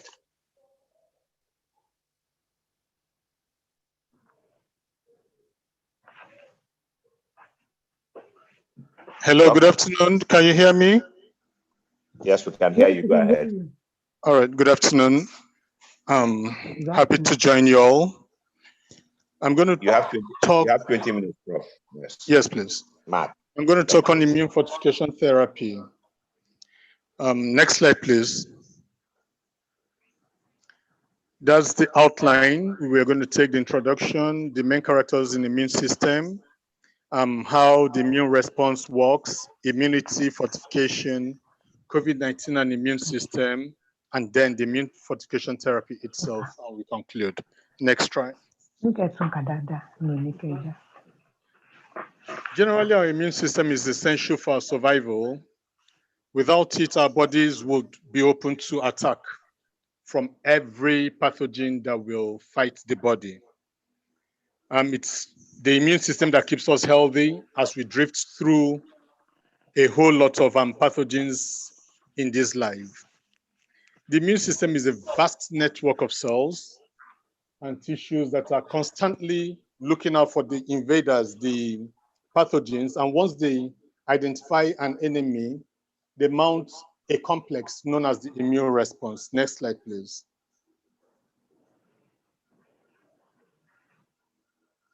Who are the main characters in the immune system? Generally, the white blood cells, also called the leukocytes. They circulate in our blood vessels and they're in constant patrol, looking out for pathogens. And once they are found, they begin to multiply and send signals to each other to do the same thing about cocoon the pathogens. They are stored in different places in the body referred to as the lymphoid organs. And these lymphoid organs include the thymus, the bone marrow, the spleen, and the lymph nodes. The thymus is found between the lung and the neck. The spleen is an organ that filters the blood, and it sits at the upper left of the abdomen. Then the bone marrow is in the center of the bone, and they also produce the red blood cells. The lymph nodes are small organs positioned throughout the body, and they are linked by lymphatic vessels. Next slide, please. There are two major types of white blood cells. One, the phagocytes, and the second, the lymphocytes. The phagocytes include the neutrophils, the monocytes, the macrophages, and the mast cells. And the lymphocytes include the B lymphocytes that produce antibodies and always alert the second lymphocyte known as the T lymphocytes that destroy compromised cells in the body and help a lot of other leukocytes to fight pathogens. Next slide, please.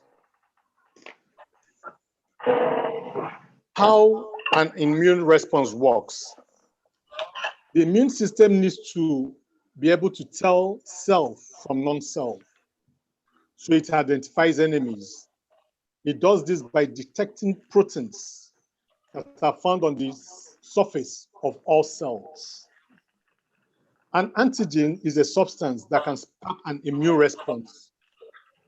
So once there's a bacteria infection, fungal infection, viral infection, any toxin, or even dead cells in the body, the immune system sees that as an antigen and they spark up an immune response. The B lymphocytes, once they spot the antigen, they begin to secrete antibodies. So antigen is a short form for antibody generators. Antibodies are those special proteins that lock onto the specific antigens, but they usually do not kill them. They mark them for death. So the phagocytes, the neutrophils, the macrophages, the mast cells, all come out to do the killings. Next slide, please.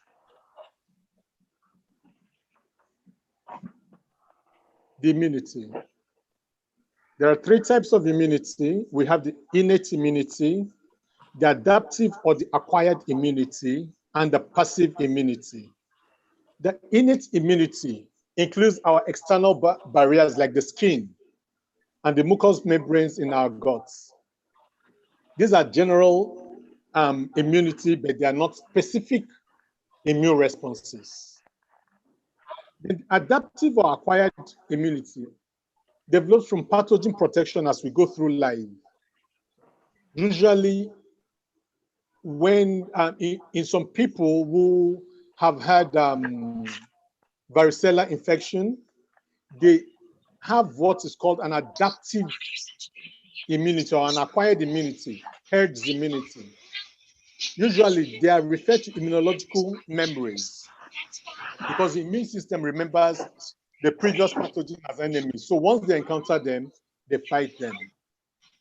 Now, the passive immunity These are borrowed immunity from another source. Usually, mothers pass such immunity to children via the colostrum. Yeah. But this immunity does not last indefinitely. So these are the types of immunity we have. Next slide, please.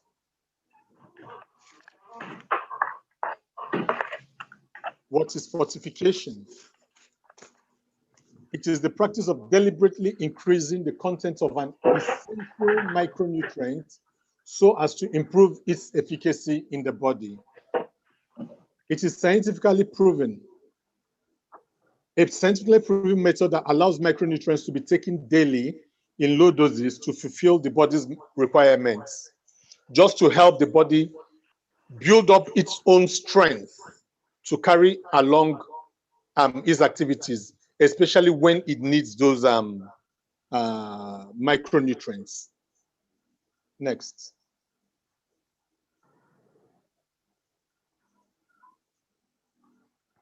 The pandemic is here. We're facing the third wave of the COVID-19 pandemic.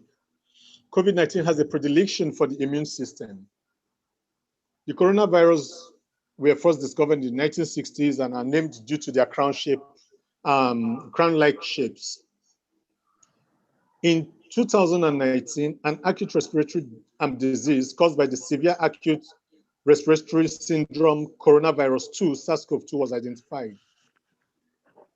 As of today, about 219 million confirmed cases globally and 4.55 million deaths have been reported by the World Health Organization. The coronavirus mainly spreads through the respiratory tract with a predilection for lymphocyte count depletion and an immunological dysregulation known as cytokine storm. When Prof was talking, he was talking about the CD4 count going low. That is exactly the T lymphocytes go low with the COVID-19 affecting the immune system. Next slide, please.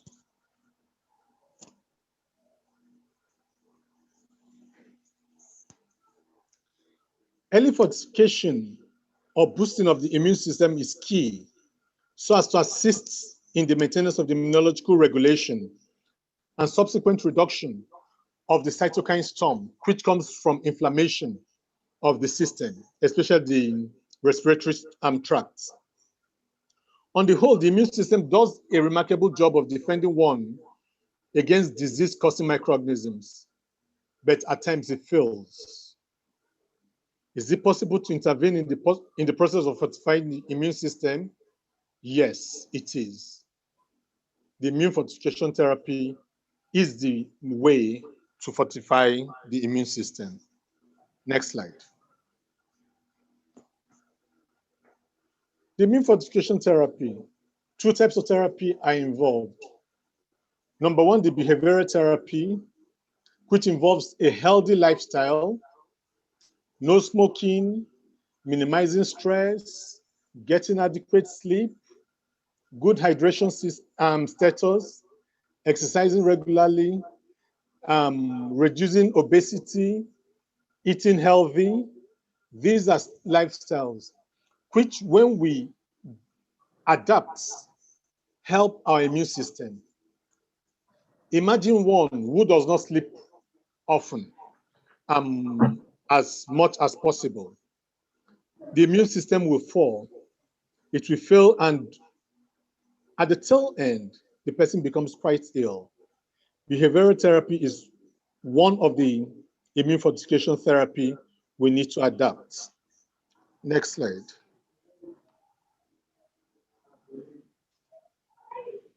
The second one is the immune boosting supplements. I'm going to take 3 immune boosting supplements that I have been using for my patients. The first is the Immunobite Ihp. The dosage is 800 milligrams twice daily after meal. But for immune fortification, actually, I always recommend 800 milligrams daily after meal. But in real COVID treatment, I use 800 milligrams twice daily. It's a formulation of Ganoderma lucidium, Korean ginseng, and Punica granatum. You know, the Korean ginseng helps boost a lot of energy, and the effects of the immune system on the blood pressure, of the Immunobite on the blood pressure is enormous. It lowers blood flow to the heart, it tones the heart and prevents cardiac attack. Now, on the viruses, it reduces the replication of the viruses by production of interferon. And this way, it brings down the effects of these viruses on the body. And then it also helps in increasing the concentration of glutathione and glutathione reductase activity at the cellular level, thereby increasing the body's immunity and vitality. Next, please.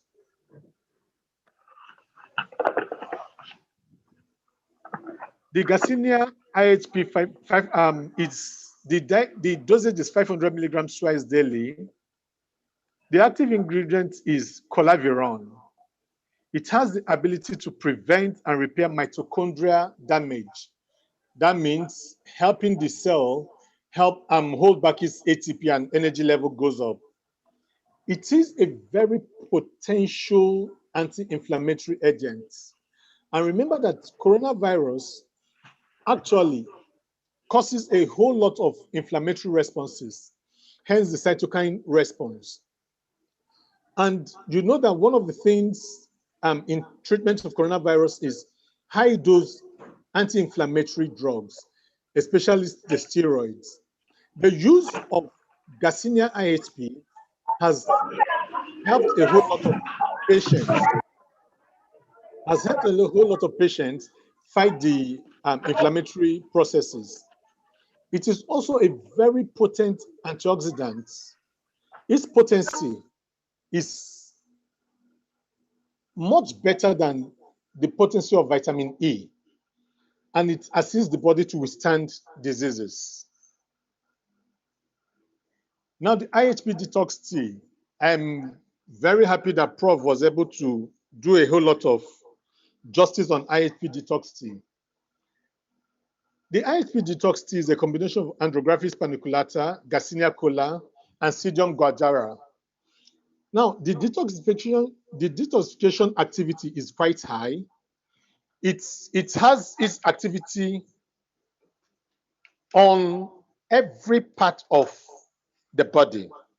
Somebody was asking about its effect on the liver and the kidney. It has so much effect because one of its activities is system detoxification. Secondly,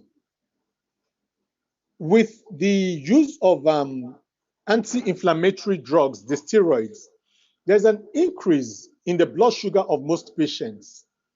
But with the introduction of Ihp Detox Tea, this blood sugar is very well managed and it reduces so well the effects of the steroids.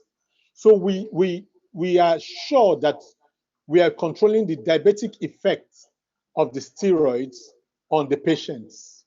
And it has a whole lot of effect on the oxidative stress most patients pass through. Next slide, please.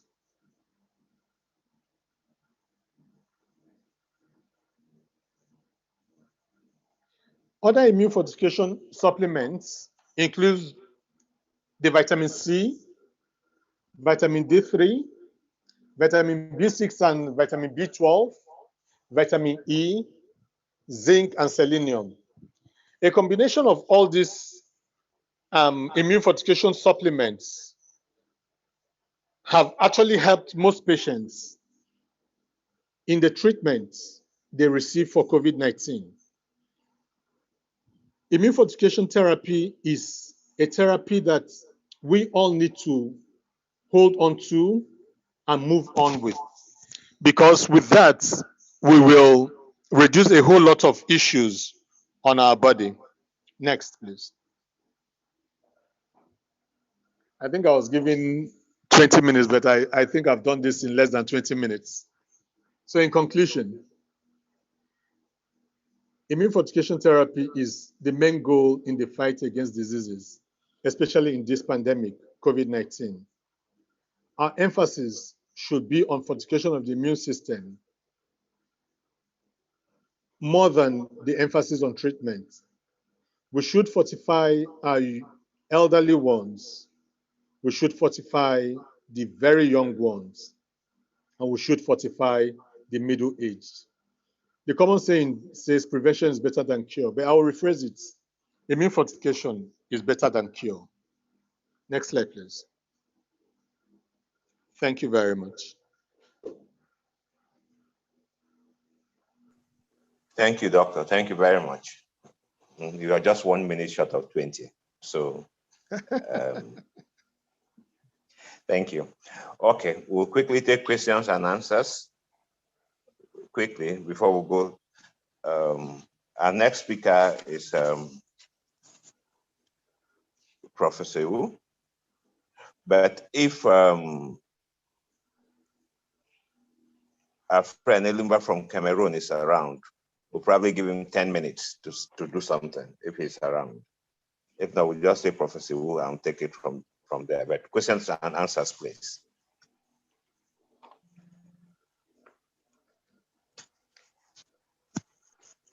Yes, Prof.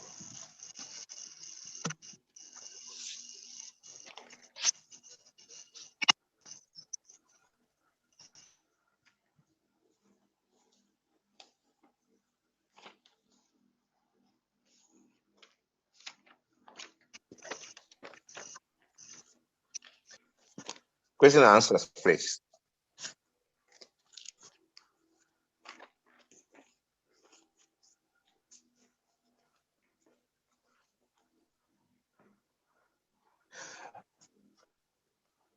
We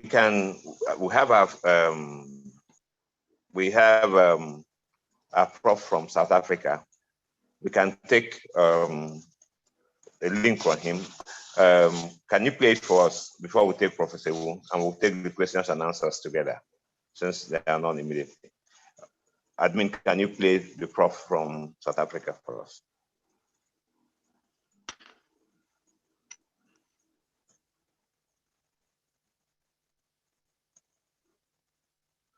Okay, your questions are coming. Don't go too far. No problems.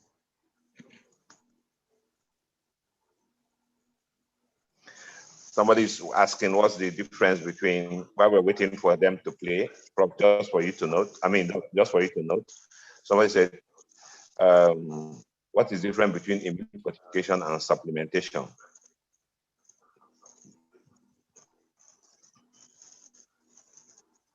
Just note it. We'll come back to it. Did you hear me, Prof? Doc. Yes, please. Okay.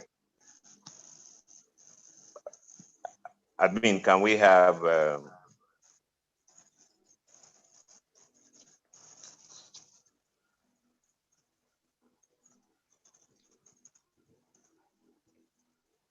while we're waiting for admin, Doc, you can even take that. Okay, no, go ahead. Admin is going on to play Prof. David's presentation.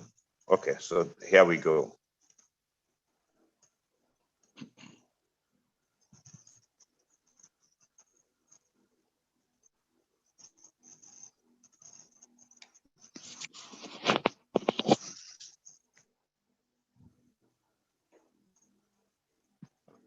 We are not hearing anything. It will come up. I think it's network challenges. We have Professor David Katerere from South Africa. It's showing now.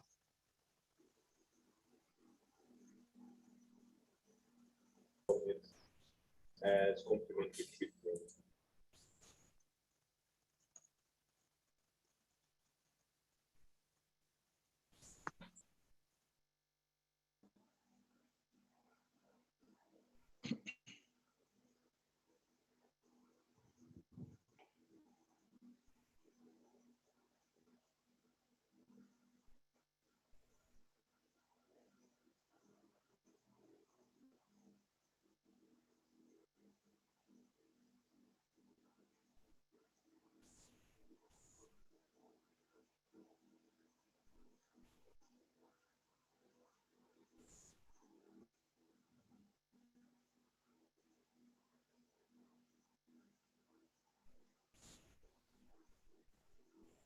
good morning or good afternoon, good day, wherever you are. So my name is Professor David Katere, and I am at Tshwane University of Technology in South Africa.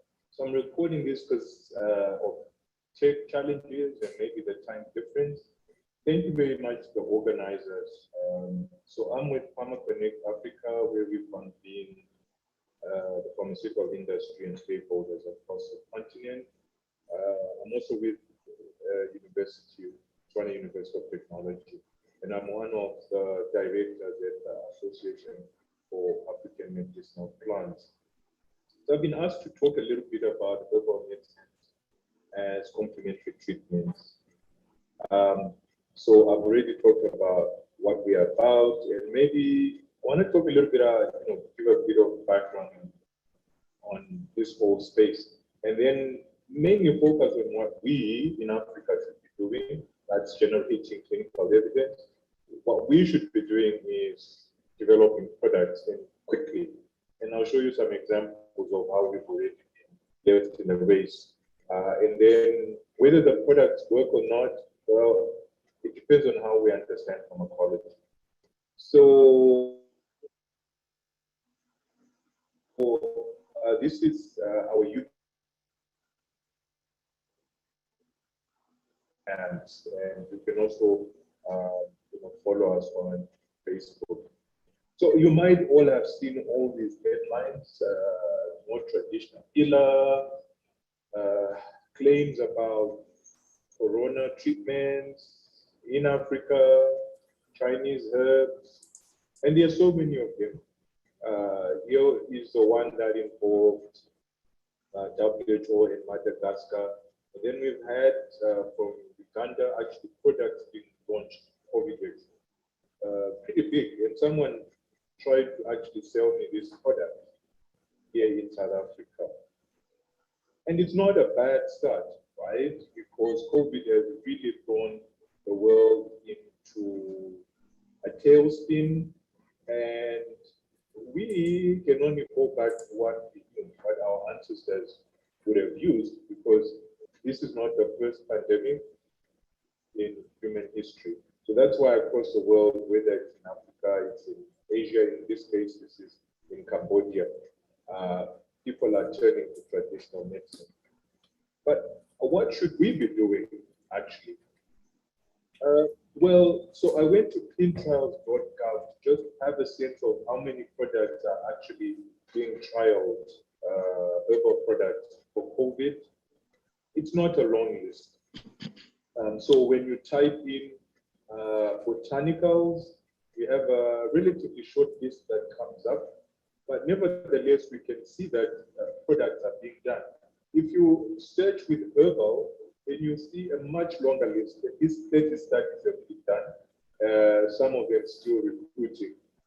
A lot of them would tend to be in China, using traditional Chinese medicine. We hardly ever get anything that's African. And actually, that's what we ought to be doing. We need to be putting products under the lens and trying to develop them. Here's one particular one, which Nigella sativa oil, which was recently completed in Saudi Arabia. I just wanted to highlight the study design. So sometimes study design is difficult for us, but you can see that it's two-arm, it's parallel, it's randomized. They're looking at really mild COVID, and this is the exclusion criteria. Obviously, exclusion criteria is really serious people. And then you do need some pharmaceutical formulation. And maybe that's part of our problem, that a lot of these products are not pharmaceutically formulated, so there's no uniformity batch. These are the results, very interesting. So this is the Nigella sativa oil, and you can see here that it showed 63% of people in this arm recovered versus 35% in the control, and also not recovered was the other way. So in the control, a lot of people progressed to more severe forms of COVID, whereas in this, they were less. So what it tells us is herbs work. Herbs work. However, we just need to be careful about how we go about proving it. All too often, we are marketing products without actually going through this very important framework of ensuring that efficacy is proven. So, product development, and you will be surprised, right, that there are already products out there. So this, for instance, is a product that someone sent to me just a few days ago. Combines curcumin with boswellia, vata, and they are very clear about their target market. They're very clear about dosing. And if you look here, they've actually done some preclinical work, mice and rats. They proved the concept actually as early as September 2020. So while we were busy shouting about Madagascar and shipping things around, there were some people who were doing important work to establish whether products work or not. And then they've gone into clinical trials. And these are the results. Full recovery of patients on treatment. There was no need for supplemental oxygen because they did progress to severe disease, no ICU admission, no mechanical ventilation. So this is pretty interesting evidence. The one thing I would be interested in is still trying to look at the publication of this study, because this is really coming from a product leaflet. The other interesting thing is, and I know that Professor Ihp will talk about Medicinal, but the same company has actually formulated nanocapsules which include artemisinin, curcumin, boswellia, and vitamin C. So this is really good. What it tells us is that herbs work, but we need to be innovative around how we actually put these things together. Because at the end of the day, consumers buy products that are well formulated. There is a business case to it. So if we have to come back to our own herbs in Africa, and this list I actually got from a paper that was published in Nigeria, there is a hodgepodge of things here that we can use. But we need to be able to formulate these into proper products and then to have some level of relevant preclinical and relevant clinical work. Already though, we already see, I have a good friend of mine who has set up a business around teas, and she's selling the teas. And we know that these teas work. How do they work? Well, this is in the pharmacology. And there's a very interesting paper here by Panosian and Brendla. And Brendla is, by the way, one of the co-editors of the African Herbal Pharmacopoeia version 2, which I am involved with. And they suggest that these products have adaptogenic properties. So they work in one of four ways. They have a direct antiviral effect. They have anti-inflammatory activity, which reduces the cytokine storm. And then they modulate the immune response at all sorts of levels. Activation of natural killer T cells, inhibition of NF-kappa Bs, and using toll-like receptors, as well as modulating interferons. The other one is what they call detoxification, which is really oxidative stress reduction. Yeah, so we can begin to see that there is a scientifically valid and pharmacologically valid way in which these herbs work. This is an interesting one. The big products that come up again and again are licorice, glyceria, And glycyrrhizin, which comes out of licorice, is known to inhibit ACE2 receptors, which, as you know, are the ones that allow for entry of the vaccine, rather the virus into the body. The other one is this iconic Southern African herb, Pelargonium sidoides, and there is a mechanism of action here which then involves inhibition of kappa B and the reduction of nitro oxide production. Yeah. So with that short presentation, I would like to thank you.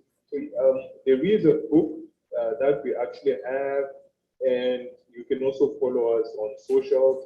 We are at the moment giving away an electronic version of the African Herbal Pharmacopoeia. So if you're interested in that version, please just send us an email at pharmaconnect.co.za.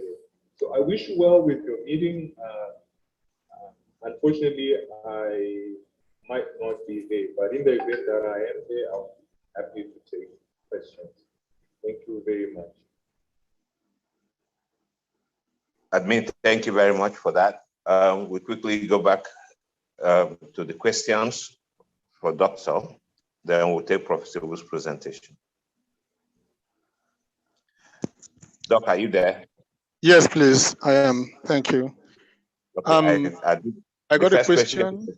The first question was, what's the difference between immune fortification and supplementation? The second question says, what efforts have you made, Doc, to sensitize the government on the use of the products you mentioned as chairman of the state COVID task force? Thank you. I'll correct the second one. I'm not the chairman of the COVID-19 task force. I'm just a member. Thank you. Okay, I'll take the first question. Difference. What have you done as a member? Don't mind me. Go ahead, please. Okay, the difference between immune fortification and supplementation. Now, supplementation, this talks about providing you or the patient with a single nutrient. It's usually for a short to medium term intervention, and it is intended to correct deficiencies. Now, it also includes highly concentrated forms of nutrients. Now, the fortification will provide you with nutrients which might not necessarily be present in the supplements. And they're usually not just one nutrient, but a whole lot of nutrients coming in together. Now, they are done to improve status, the immune status, and every general status of the body, and usually intended for medium to long-term intervention. It does not include highly concentrated forms of nutrients, but the nutrients are put there in its staple form. That's the difference between the fortification and supplementation. Now, the other one is more political, but I want to let you know that my state, Imo State, has bought into immune fortification therapy.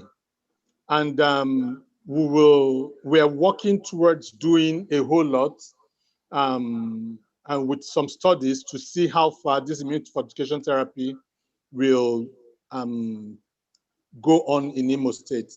So the government has actually bought into it, and I hope that very soon most other people will hear about it. And we're going to take a key from Imo State to every other state. Thank you very much. Okay, thank you, Doc. It's our friend from Cameroon. Is he still with us? Yes, I am. Good afternoon. Good afternoon. network challenges, but we'll give you 10 minutes to go through your presentation before Professor Wu comes on, so that we can have ability to share what has happened in Cameroon. Thank you very much. I'm Ilumba Prosper Swe, an enopharmacist at the Cameroon Ministry of Health. My presentation. I will put up his presentation if we have it.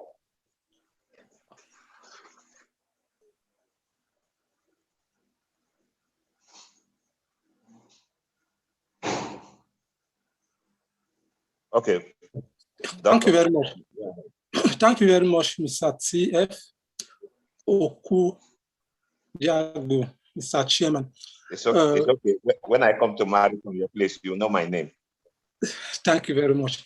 So I'm Ilumba Prosper Swe, an enopharmacist at the Ministry of Public Health, Cameroon.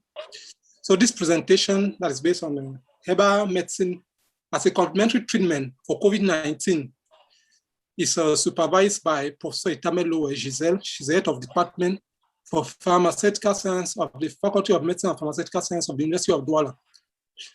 So please, can we go to the next slide?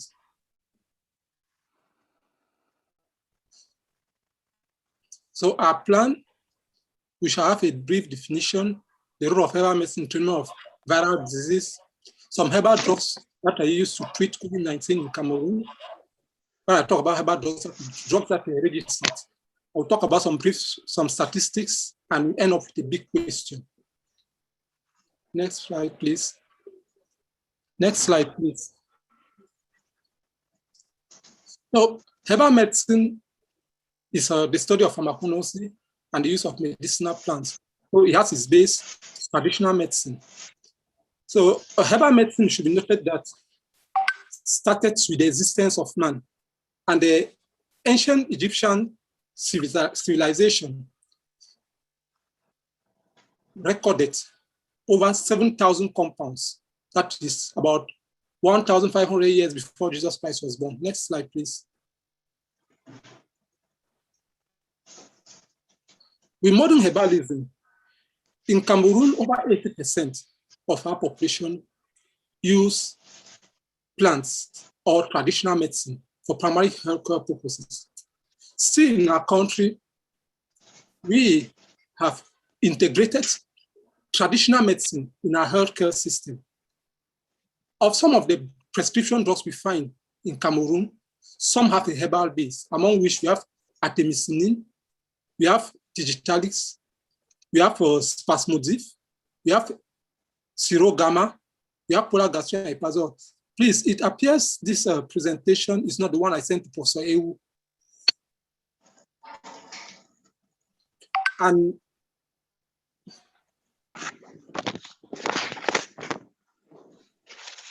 can we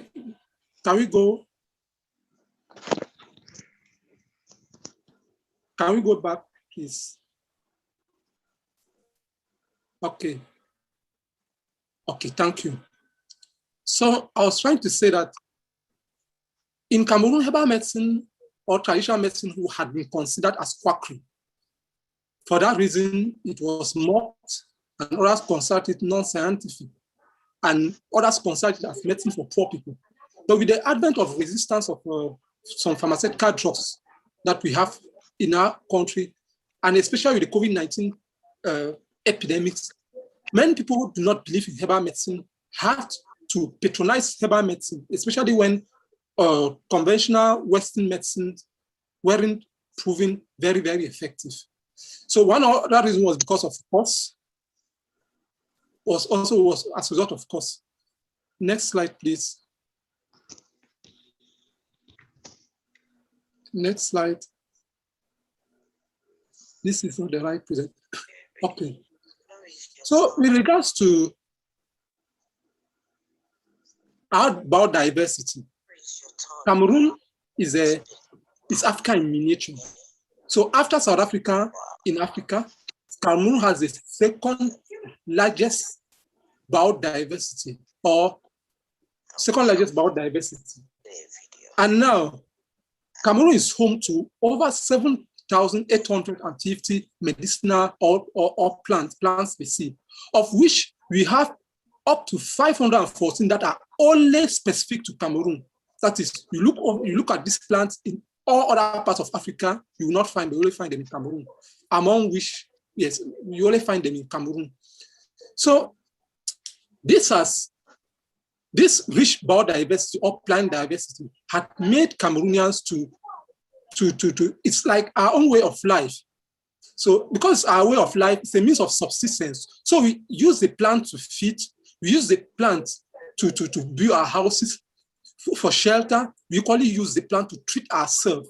So COVID-19 was just an opportunity for Cameroonians. So when COVID-19 started, Cameroonians just had to, taking in consideration our coronavirus is just a re-emerging virus, Cameroonians just had to go into their stores, go into their nature, go into their stores and make use of some of the herbs that we have been using to treat fevers, the herbs that we have been using to treat fevers like how do they call it, the Picona plant, like Kilma, Nicida, and so on and so forth, to make use of herbs that we've been using to treat respiratory tract infections like Osimum, Basilicum, Gratissimum, and them. And we use them in the form of decoctions, in the form of infusions. And Cameroonians started observing that we're feeling better. We're feeling better. And after some time, those who were infected with COVID-19 no longer had the fevers and their tests became negative. So, next slide, please. Next slide. Next slide. Next slide. Next slide. Okay, so yeah, as I said, this COVID-19 issue was just an opportunity. But with what we had, the plant's resource or the plant resources that we have, we're asking ourselves, how can we make use of it in the development of novel medicines? The limits of synthetic antivirals. Some of the limits of vaccines are that vaccines are not found in their large numbers, and Cameroonians or Africans do not produce vaccines. And now, antivirals, there are very few antivirals that have been licensed for clinical practice. We also have the fact that viruses equally easily develop immunity. And when it easily develop immunity, when we develop vaccines from viruses, these vaccines may easily become resistant. Let's say next year, the vaccines we use this year, next year may not be the same thing because we need to revise. For that reason, it may be wasting. So it may be wasting and resource challenging. Next slide, please.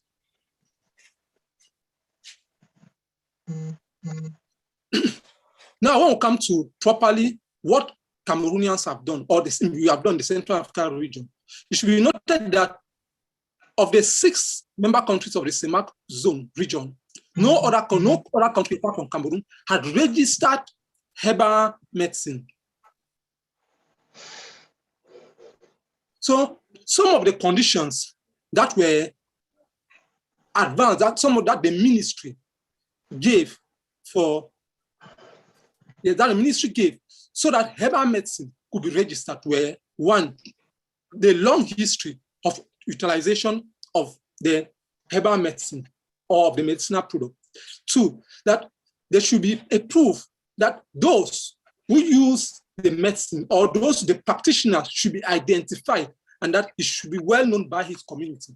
That 3, that there should be a high ratio of those who have taken the medicine and gotten healed.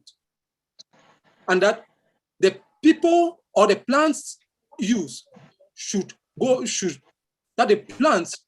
be phytochemically screened in laboratories. We have like university laboratories. We equally have a reference laboratory for medicinal plant studies that we call here in Cameroon IMPM. So there they do the phytochemical screening. They will also do semi-qualitative analysis, and that there should be proof of non-toxicity. The non-toxicity subacute, the acute non-toxicity of the herbal substance and the subacute toxicity that goes up to 28 days. And that these people should be backed up by technically and administratively by a pharmacist, and that the product should be well presented. I will show you, next slide, please. I will show you some of the plants or some of the drugs that were homologated. So what are the qualities of those whose products were homologated? The first product that was homologated was Azakba Elezi COVID. This Azakba Elezi COVID, I don't know where this is it. Azakba Elezi COVID, they were tinctures. And this one is an elixir taken in drops form. So this drop was put in place by His Grace Samuel Kweda. He's the Archbishop of the Douala Metropolitan City. The second drop was called Kuroku. This second drop is a 60 gram powder found of medicinal powder of plant that is found in a plastic container. The author is Dr. Nyani Eloge, so he's a cardiologist. So this is a drug we find, and the posology, we may get into that afterwards. The third drug was what we call Palubek. Palubek is a combination of four plants. So this is it. So it is also a dry powder, 18 gram dry powder, taken in 3 days. So the author has a doctorate degree in phytotherapy from Canada, from the Canadian State University. The fourth drop was what we call Sodikov. I don't have it here, it's fortunate. So it is a 100 milliliter decoction that was put in place by an imam called Modibo Sudi of the Douala 2 Central Mosque. The fifth plant or the fifth substance that was homologated is what we call Pac Viroprine. So the Pac Viroprine is at 300 grams of powder substance. So in the powder, you have three sachets. One is called Phyto-Adjust Respiration. The second is called Virulin powder. And the third, we'll get into it.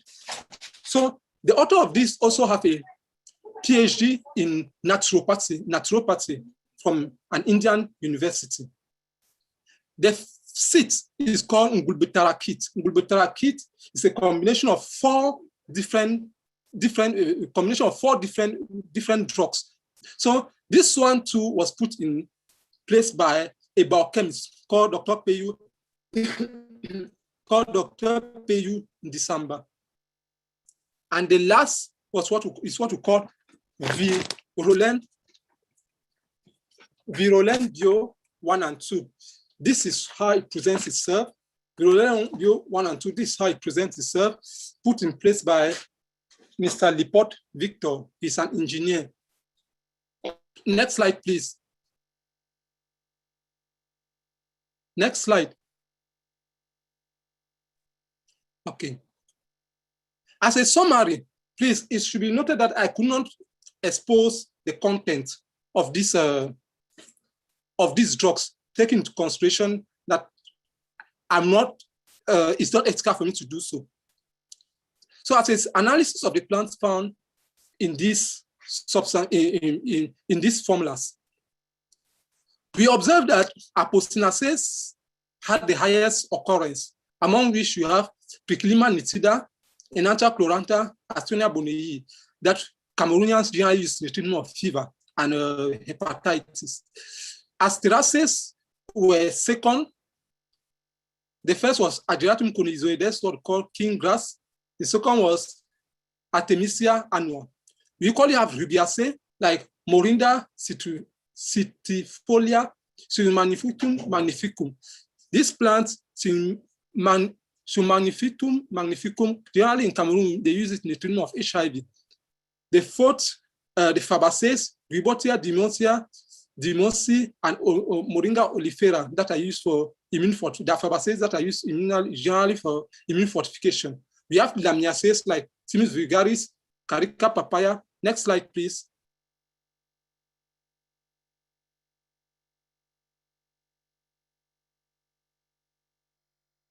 We had Euphorbia heater, which is also which is an Euphobiaceae, and Spirulina, and we have Simoton citratus.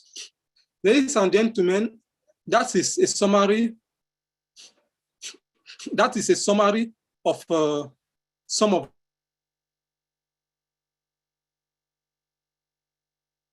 the plants we had in the formulas or the drugs I presented to you. Next slide, please. Next slide, please. Next slide. Now, of the statistics of COVID-19 in Cameroon, we observed that up to the end of September 2021, Cameroon had recorded over 90,000 cases of corona. Of these, over 1,500 people had died of the corona. And Cameroon has successfully, artificially inoculated over 460,000 doses of the COVID-19 vaccine.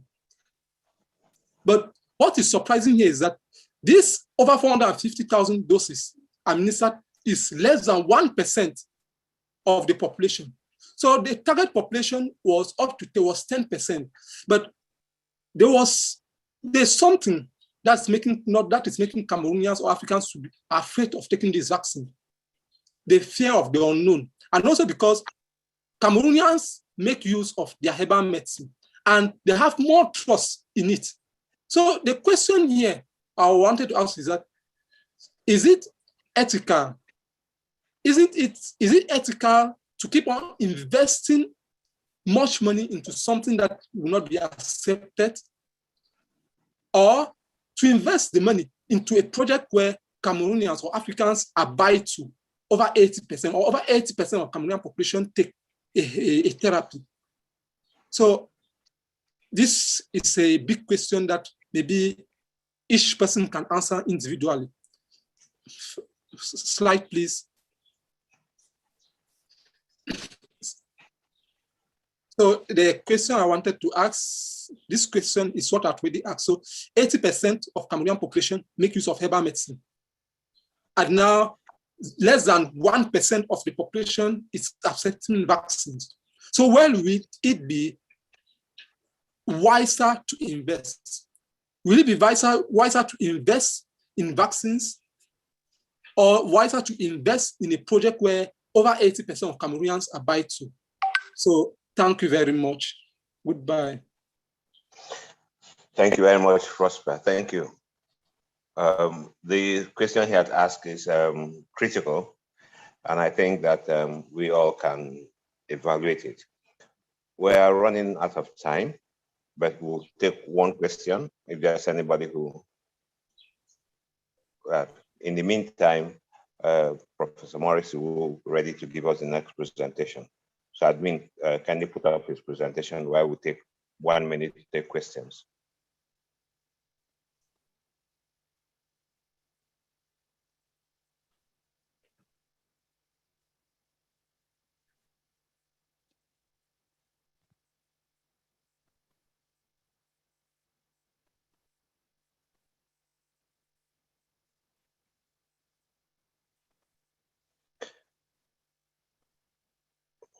There was a question for Doctor, who says, will continuous use not lead to overdose, especially in the areas of oversensitive immune systems, or where exaggerated immune response is produced to little stimulus or antigen? Dr. Mimo State, are you still there? Can I answer?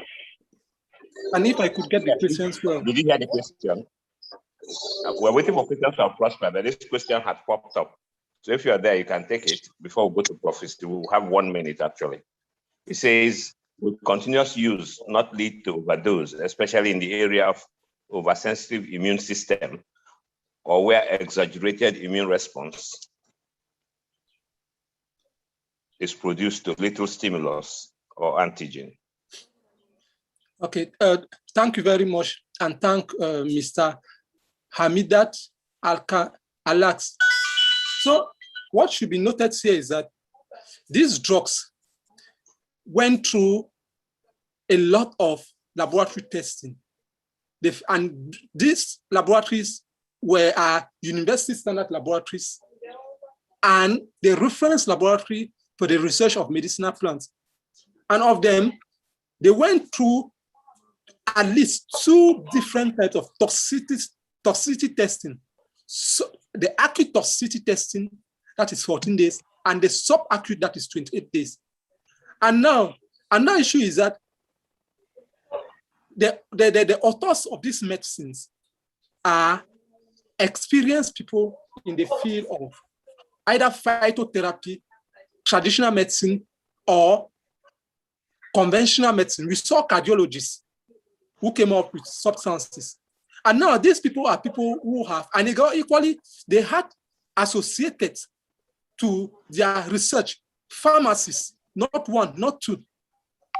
And now it will be very difficult that they give an excess dose of this medicine to clients. And now, throughout my stay at the regulation body of the Ministry of Public Health, I'd never recorded or had any complaint of anybody taking these drugs and developing a problem. And the drugs, it should be noted that respected the basic minimum of what we call because we have one of our policies, medicament traditional ameliorer, that is improved traditional medicine. And these improved traditional medicines have, that is, they call it in French, cahier de charge, that they follow. So nothing was, I don't think there can be a problem if those who take the medicine respect the posology and the set doses. Thank you. Thank you very much. Can we have Prof's presentation, please? Now, Professor Wu's presentation, please. If they cannot, I can share from here. Okay, if you are ready. Okay. Okay, they are ready. Prof, go ahead, sir. Okay, thank you, Mr. Chairman. Can you have the next slide, please? I'm speaking on Artemisia annua as a potential treatment for COVID-19. Yes, sir. Next slide. There are some key intervention framework that we're working on. The SARS-CoV-2, which, as Dr. Prosper mentioned, is not an entirely new virus, but it's a brother or a sister to SARS-CoV, which means that we had some knowledge as to what it can do, and that we also had some knowledge as to what can help. Two areas of interest to us in this particular Artemisia annua intervention: the fact that SARS-CoV-2 invade both the immune system and the nervous system. And that is why those who are supposed to have been cured of the disease end up also still having some complications even years after, at least 1 year after, because not many people have been that long. Next slide. There are 2 aspects of what is the intervention mechanism that from herbal medicine point of view. One is the immune support therapy, which Dr. Prosper and others talked about, the 2 Prospers, which immune fortification, to prevent the early onset of the infection itself. And then the network pharmacology, where we use a lot of plant products that have antiviral and anti-cytokine storm agents. Recently, those that also interfere with bradykinin pathway have been considered. You will soon see why that is very important in the sense of the cardiac complications and so on. The bradykinin pathway becomes very necessary for herbal medicine intervention. Next slide. Next slide, please.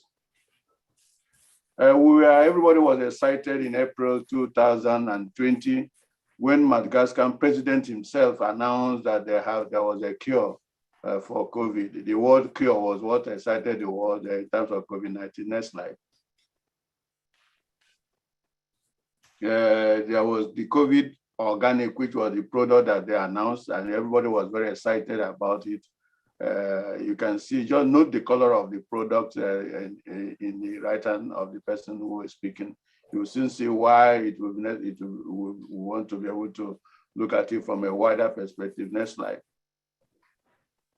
These were the produced product. Again, look at the color of the product that was produced. It's almost like a wine color, the preparations, almost like brandy this time around than what you saw earlier. Next slide. This is also the COVID organic, different preparations that are packaged for mass distribution all over Africa. The excitement was really very, very high.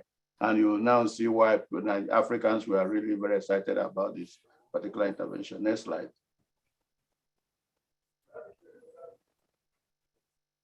After the launching of the COVID organics, it was then shown that the main active ingredient in COVID organics is Artemisia annua, a very well-known plant. There were originally 3 people who were supposed to have been treated with it or cured. I use the cure in quote because the disease is still not yet cured. All we know is treatment until after a long while before we can know whether the person is cured. The time frame itself doesn't allow for the word use of cure. That's also where, if they talk about vaccines being active, I laugh because the time frame is too short to even know whether those vaccines work or not.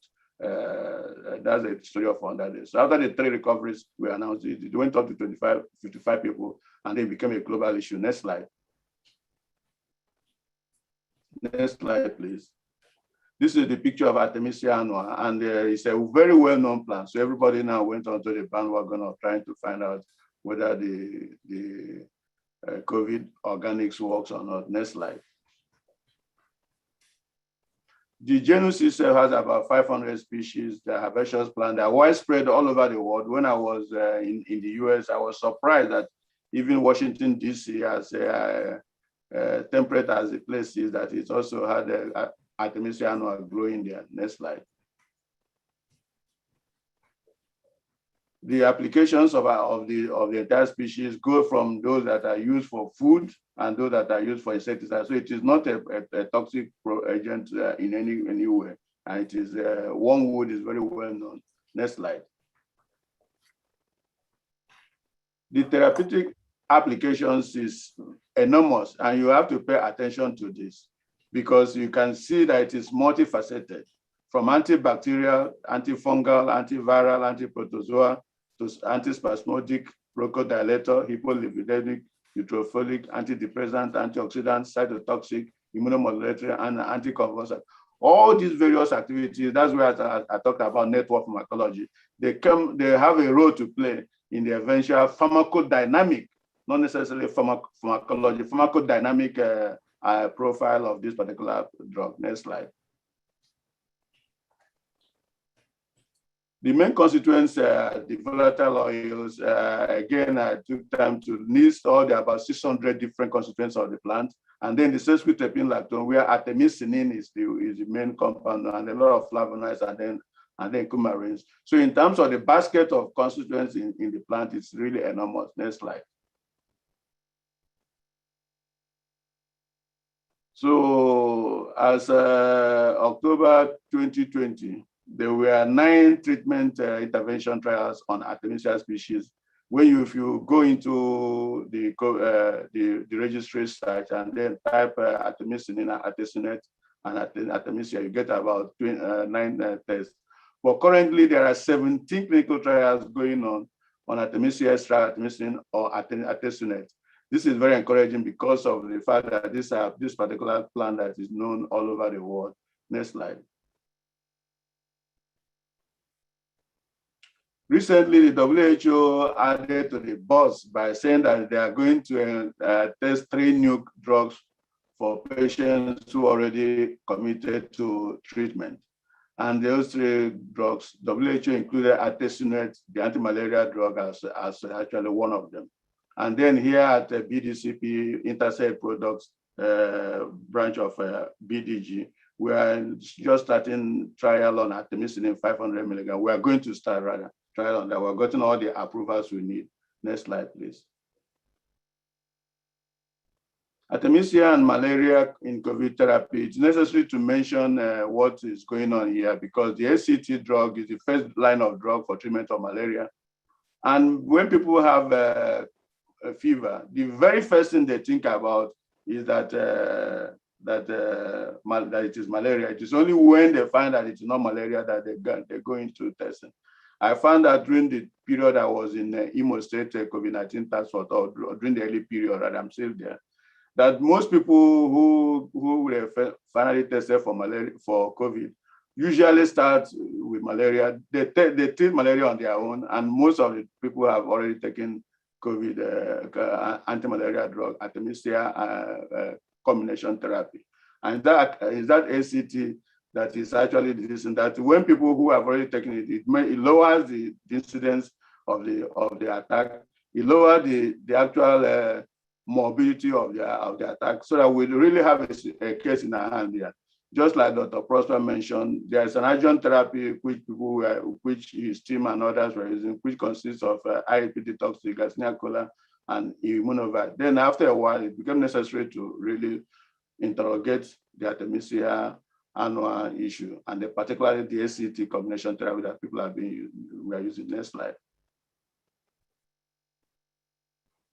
As I said, you cannot but look at the demographics. These are actually looking at the world meta about the global COVID-19 this demographic. You can see that most of these places where you have dark spots, those where the thing is heavily active, you find that there are not places where you normally have malaria or where people are using ACT drug. Next slide. So when you now construct an inverse relationship, you can see from these graphics, cumulative COVID-19 deaths at the time. United States was very high at that time, followed by Brazil and all that. But when you now cross-check with Nigeria, Ghana, Kenya, Ethiopia, you can see that we are very low. And what you can attribute that essentially is the fact that there's something that we are doing that these other places we are not doing.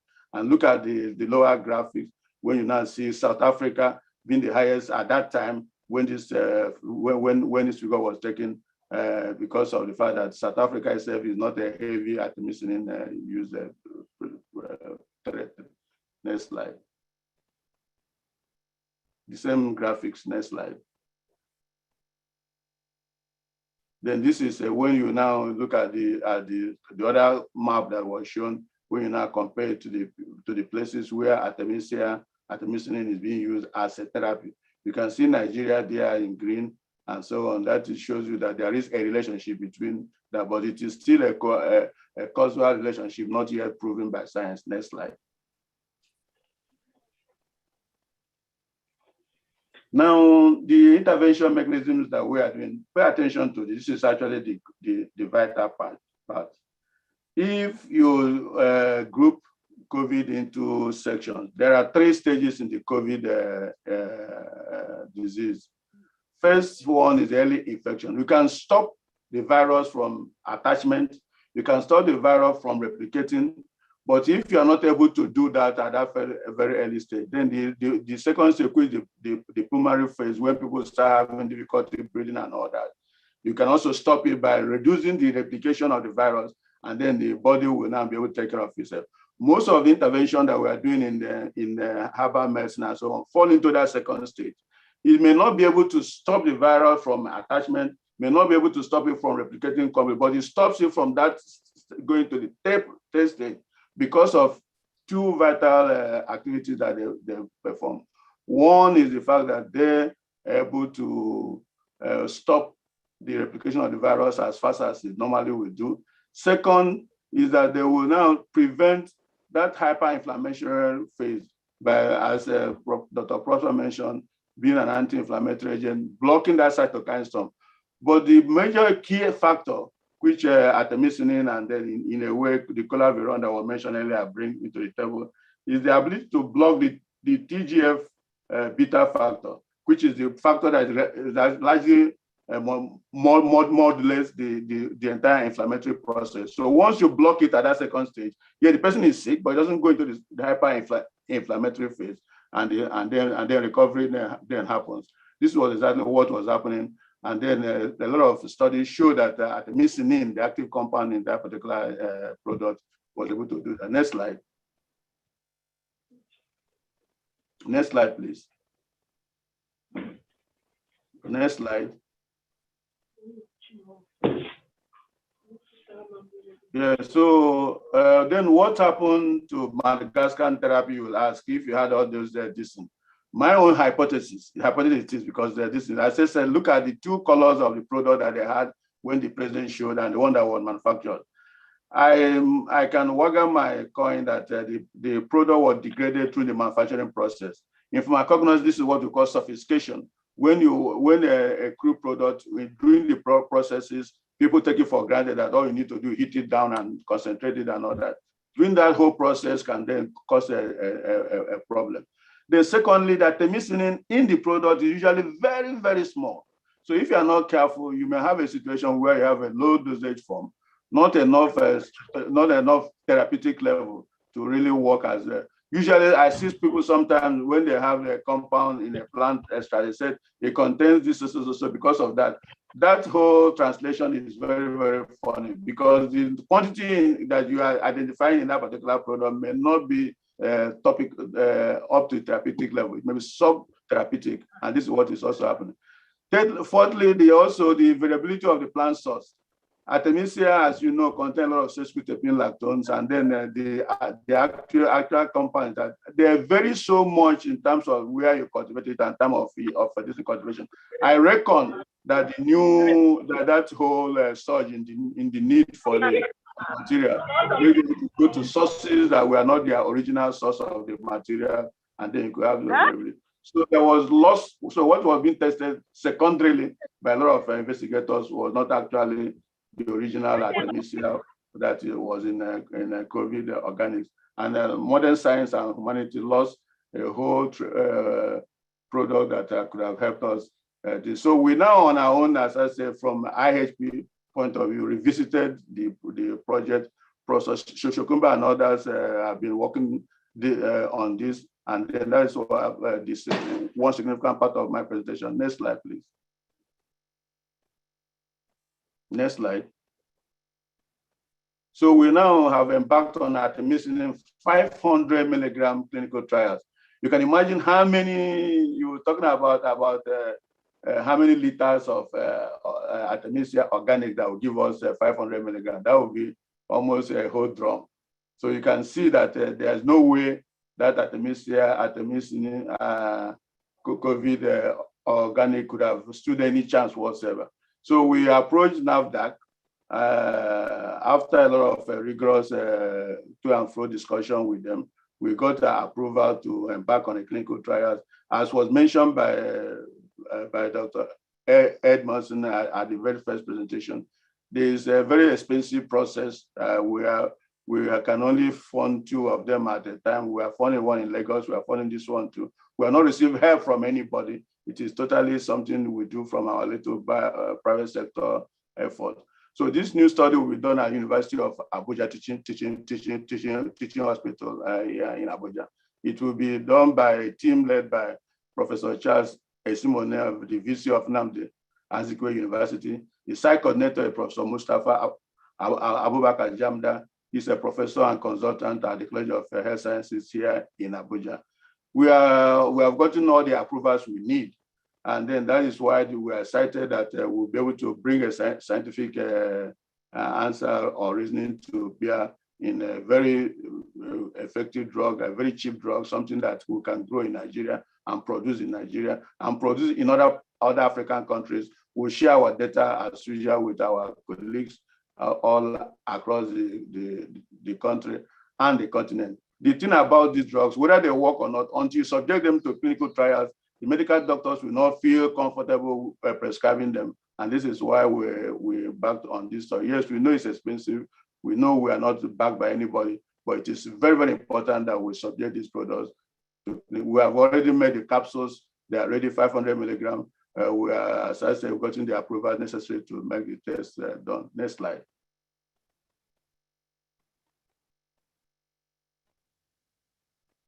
Next slide, please.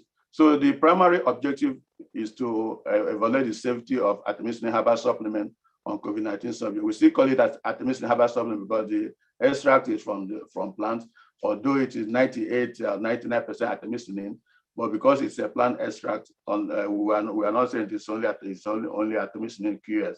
So it's still a herbal supplement because of what it contains. The secondary objective is to observe whether the product will be able to work against COVID-19. The first one is safety. The second one is actual efficacy against COVID-19. Next slide. No, you jumped one. You jumped one slide. No, you jumped one slide. You are going back. You're going back. Okay, go ahead. As I said, okay, go ahead to the last one. The next one. As I said, I wasn't the one before it. This work wouldn't have been done by me, Professor Elijah Shokumba, a pharmacologist of long repute. I've been following up, trying to develop it. He has assembled the team that are working on it. We have a very competent and very dedicated staff who have sacrificed so much. I want to thank the members of the scientific committee and all the staff of the BDG. And then to those of you who have been able to listen and follow I've been checking the number of people who are still on both online in YouTube and on this platform. Thank you very much. I think we are hopeful that Artemisia working with our detox tea and all that, that will be out of the woods and that we'll be able to live our normal lives again. Probably by next year, the HerbFEST will be physical, and we can also do the normal interaction that we normally do during HerbFEST. Thank you very much for listening. Thank you, moderator. Thank you very much, Prof. Thank you. Are there any questions? We can take them before we go for the recap. We have 15 minutes to go. Any questions?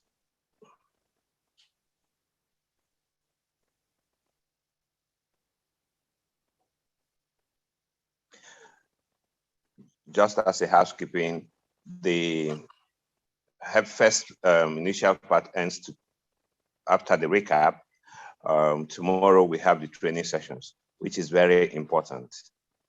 Very important. So for those who have even left, they can ensure that they join tomorrow and know that this is streamed. These questions have been, this presentation is streamed both on Facebook and YouTube. Any questions? While we're waiting for questions, Michelle, are you there? Sir, yes, sir.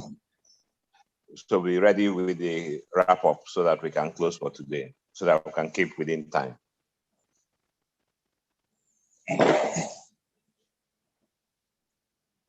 Sure. Yes, if you're ready, well, let's take the wrap up. If there are questions, yes, we'll take them from there. Let's take the wrap up now. Yes. Okay. Go ahead, please. Good afternoon, all. We started this morning around 10 o'clock with the welcome address by Professor Shokumba. In latter also, all this 2021 HerbFEST is all about. Immediately, we commence with the scientific section focused on herbal medicine as complementary treatment for COVID-19. The first topic, by prospecting of plant secondary metabolite for coronavirus, or anchored by Professor Amema.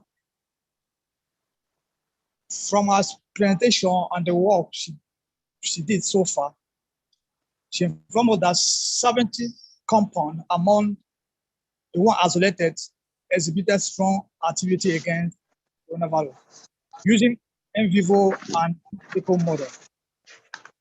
Furthermore, she suggested that the natural products through extract being found in the green tea and black tea can be very supportive or can be a unique cause for the further drug design. The next paper, herbal formulation used in COVID-19 therapy in Cameroon by Dr. Prosper Lumba, showed that 7 herbal medicine are being used in Cameroon now for the management and treatment of COVID-19. Despite the challenges on the registration packaging and so on. Third one, the herbal medicine as complementary treatment for COVID-19 by Professor David Karedere from South Africa was focused on 3 areas: the clinical evidence, the product development, and understanding of pharmacology aspect of some of the drugs being used against coronavirus. The fourth one, the Herbal, the Ihp Detox Tea as a possible phytomedicine for COVID-19, interim report of the ongoing clinical trial at University of Lagos, presented by Professor Edamisin Timie. The main findings show that Ihp Detox Tea appear to be generally safe. Of garlic in the bathroom before bed and see the results. The COVID-19 very simple and very effective advice for you and your families. Appear to convert to negative during the study. And equally, they appear that the CD4 count of the participants on Ihp Detox Tea recover faster than those in the negative control. It also appeared that the Ihp Detox Tea have no side effect. The next paper, Immunofortification Therapy by Dr. Prosper. After defining how the immune response works, let us know that there are 2 major therapies involved when we're talking about immunofortification therapy: the behavior therapy and the immunoboosting supplement therapy. Furthermore, you alert us on the 3 products: Immunobite Ihp, Ihp Detox Tea, Ihp Ganesha. They have been used to help this patient. Those 3 products as selected products from the product for Ihp, carefully under the supervision of our 2 eminent professors, Professor Kumba and Professor Ihp. As the order of his presentation, I quote, say, immune fortification therapy, immune fortification is better. The last paper from our eminent professor Mauricio start to artemisinin as possible therapy in COVID-19. In light of the 19 key intervention framework that we are using on the COVID-19, the 2 aspects on which how the herbal medicine works. We talk about the immune supporting and the network pharmacology aspect. And you talk about the therapeutic application of artemisinin and the other constituents.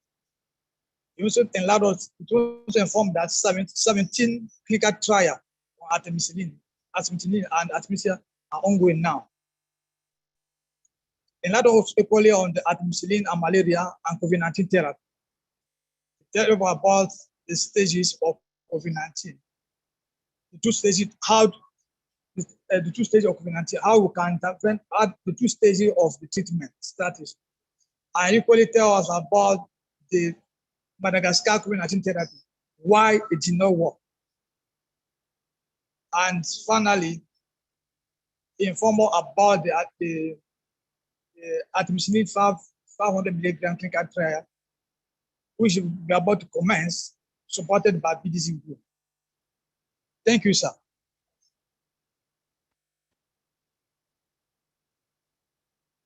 Thank you very much, Michelle. Thank you very much. With this, we have come to the end of the first session, which ends today, but we'll take a few minutes if there are any concerns or clarifications. We want to particularly thank all the participants, we thank the presenters, and we thank the backroom staff. Yes, there were expected challenges of technology, bandwidth, connectivity, and all that. But by and large, I think we're able to get through with that. Tomorrow will be a better day. We have seen some of the challenges of today, and we're going to address them. Thank you. Thank you, everybody. There's somebody who has his hand up, Dorcas. Yes, I'm going to go ahead. Those who have questions, we'll take those ones now. Good day, Prof, and the whole team. I'm so excited. I've never missed the program that was earlier where I slotted, where we had the medicinal plants group. I've always been blessed by that too. And I've made up my mind this time around, I'm going to make sure my networks smile, MTN, everything. I made sure I was here shortly before 10 a.m. and I'm still here up to this time. Let me just know the time for tomorrow's training. I think that's my major question for now. There are some other things I placed there, comments, everything you see about me. I think I'm interested in some of the products too. Maybe personally you can chat me. I would like to be more involved, so to say. My address, everything, phone numbers are there. I've pasted them to the group and also specially to the Professor Iwu's group. So please, I want to be knowledgeable about when it's starting tomorrow. Try to see if I can plan my program. I know I have a very tight schedule, but notwithstanding, I'll try once you give the time, I'll plan ahead. I think that's my major question for today now. My other comment, please attend to them. Thank you, ma'am. Tomorrow we'll start at 10 as at today, and we'll end at about 2 o'clock. And thank you for your interest. We'll try as much as possible. As you've noticed, one of our key points here is interaction and having everybody on board. The more we are, the more knowledge we share, and the more we grow. Thank you very much. Any other issues? Remember, this is on YouTube and on Facebook. That's a hand up. Yes, my hand is up. I want to thank you all for the educative presentations. I was the one that made mention of my solution for hepatitis, which is I should discuss with Professor Iwu. I don't know how to get his number and how to let him know that it was from this forum that the number was given to me. Thank you. Just place your details on the platform. Somebody will reach you. I should do what? Paste your details, name, email, on the platform, and somebody will reach you. Okay, on the comment section. Yes. All right. We can't see school. Technology advancement, power. So, are there any comments? If there are none, we want to thank everybody for today and look forward to seeing you tomorrow. Professor Sokumba, Professor Bobby.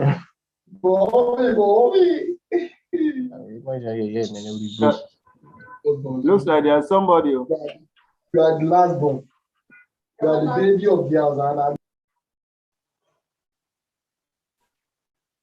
we'll look at whether there'll be a general WhatsApp group later. There's already 2 WhatsApp groups, one for cultivation and one for healthy living. We'll look at whether we'll work on this. Professor Kumba, any closing? Just to thank the moderator for doing an excellent job. Thank you, sir. Thank you. As usual. And to join you in thanking all the participants who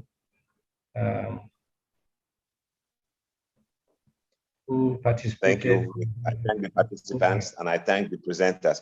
I particularly thank the hosts, the background group who have made, in spite of the challenges, who have made this. I particularly thank them, the IT gentleman and the lady Becky, if I'm right. Thank you everybody. Well done. So we look forward to tomorrow. Tomorrow will be a better day. We'll learn from our experiences of today. Thank you everybody and goodbye. Thank you, sir. Thank you, sir. Thank you very much, bro. Thank you. Yeah. Thank you. Have a good night. Thank you, Tia. See you all tomorrow. See you all tomorrow too. Thank you. We're happy to have you, Professor Yu. Thank you. I appreciate it. Thank you, bro. What the report? Thank you, sir. God bless you. Thank you. God bless you. Thank you, Dr. Prosper. Thank you, Prosper. for enlightenment. Thank you. Everybody, thank you. Well done. Well appreciated. Your network was very effective. I don't know. To that one. Thank you.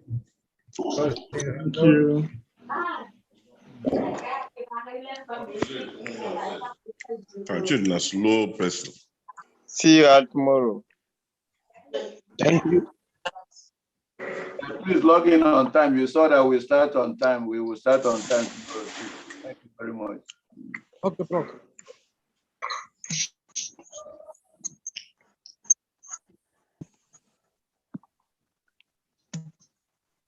Thank you, bro. Hey,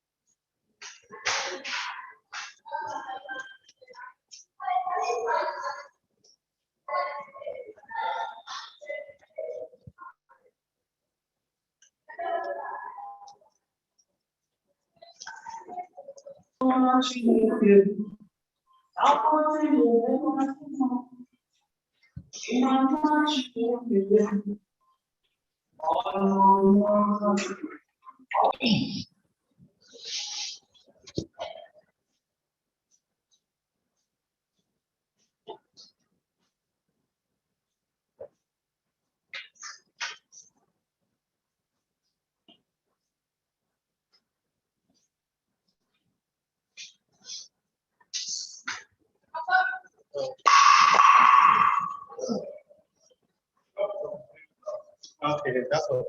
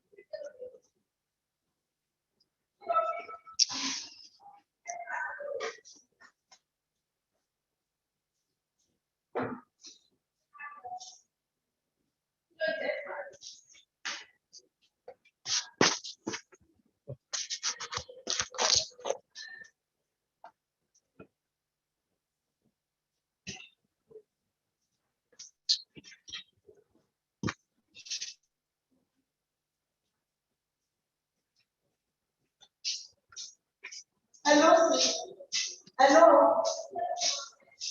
Hello?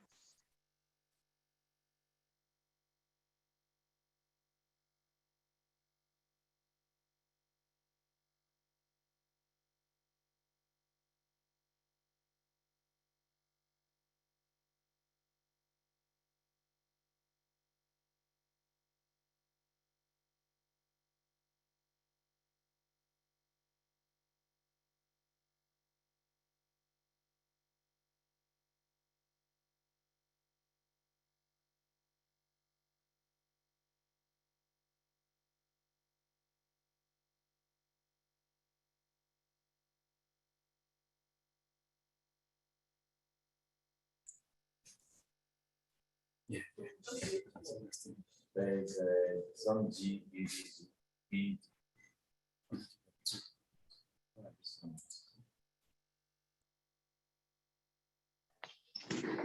Good afternoon.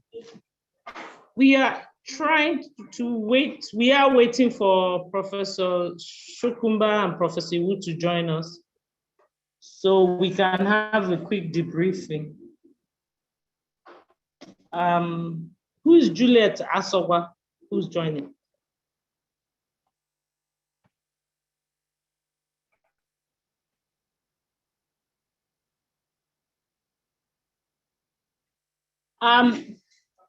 Maybe we should invite Edith. I don't know who Juliet Asowa is. Yes.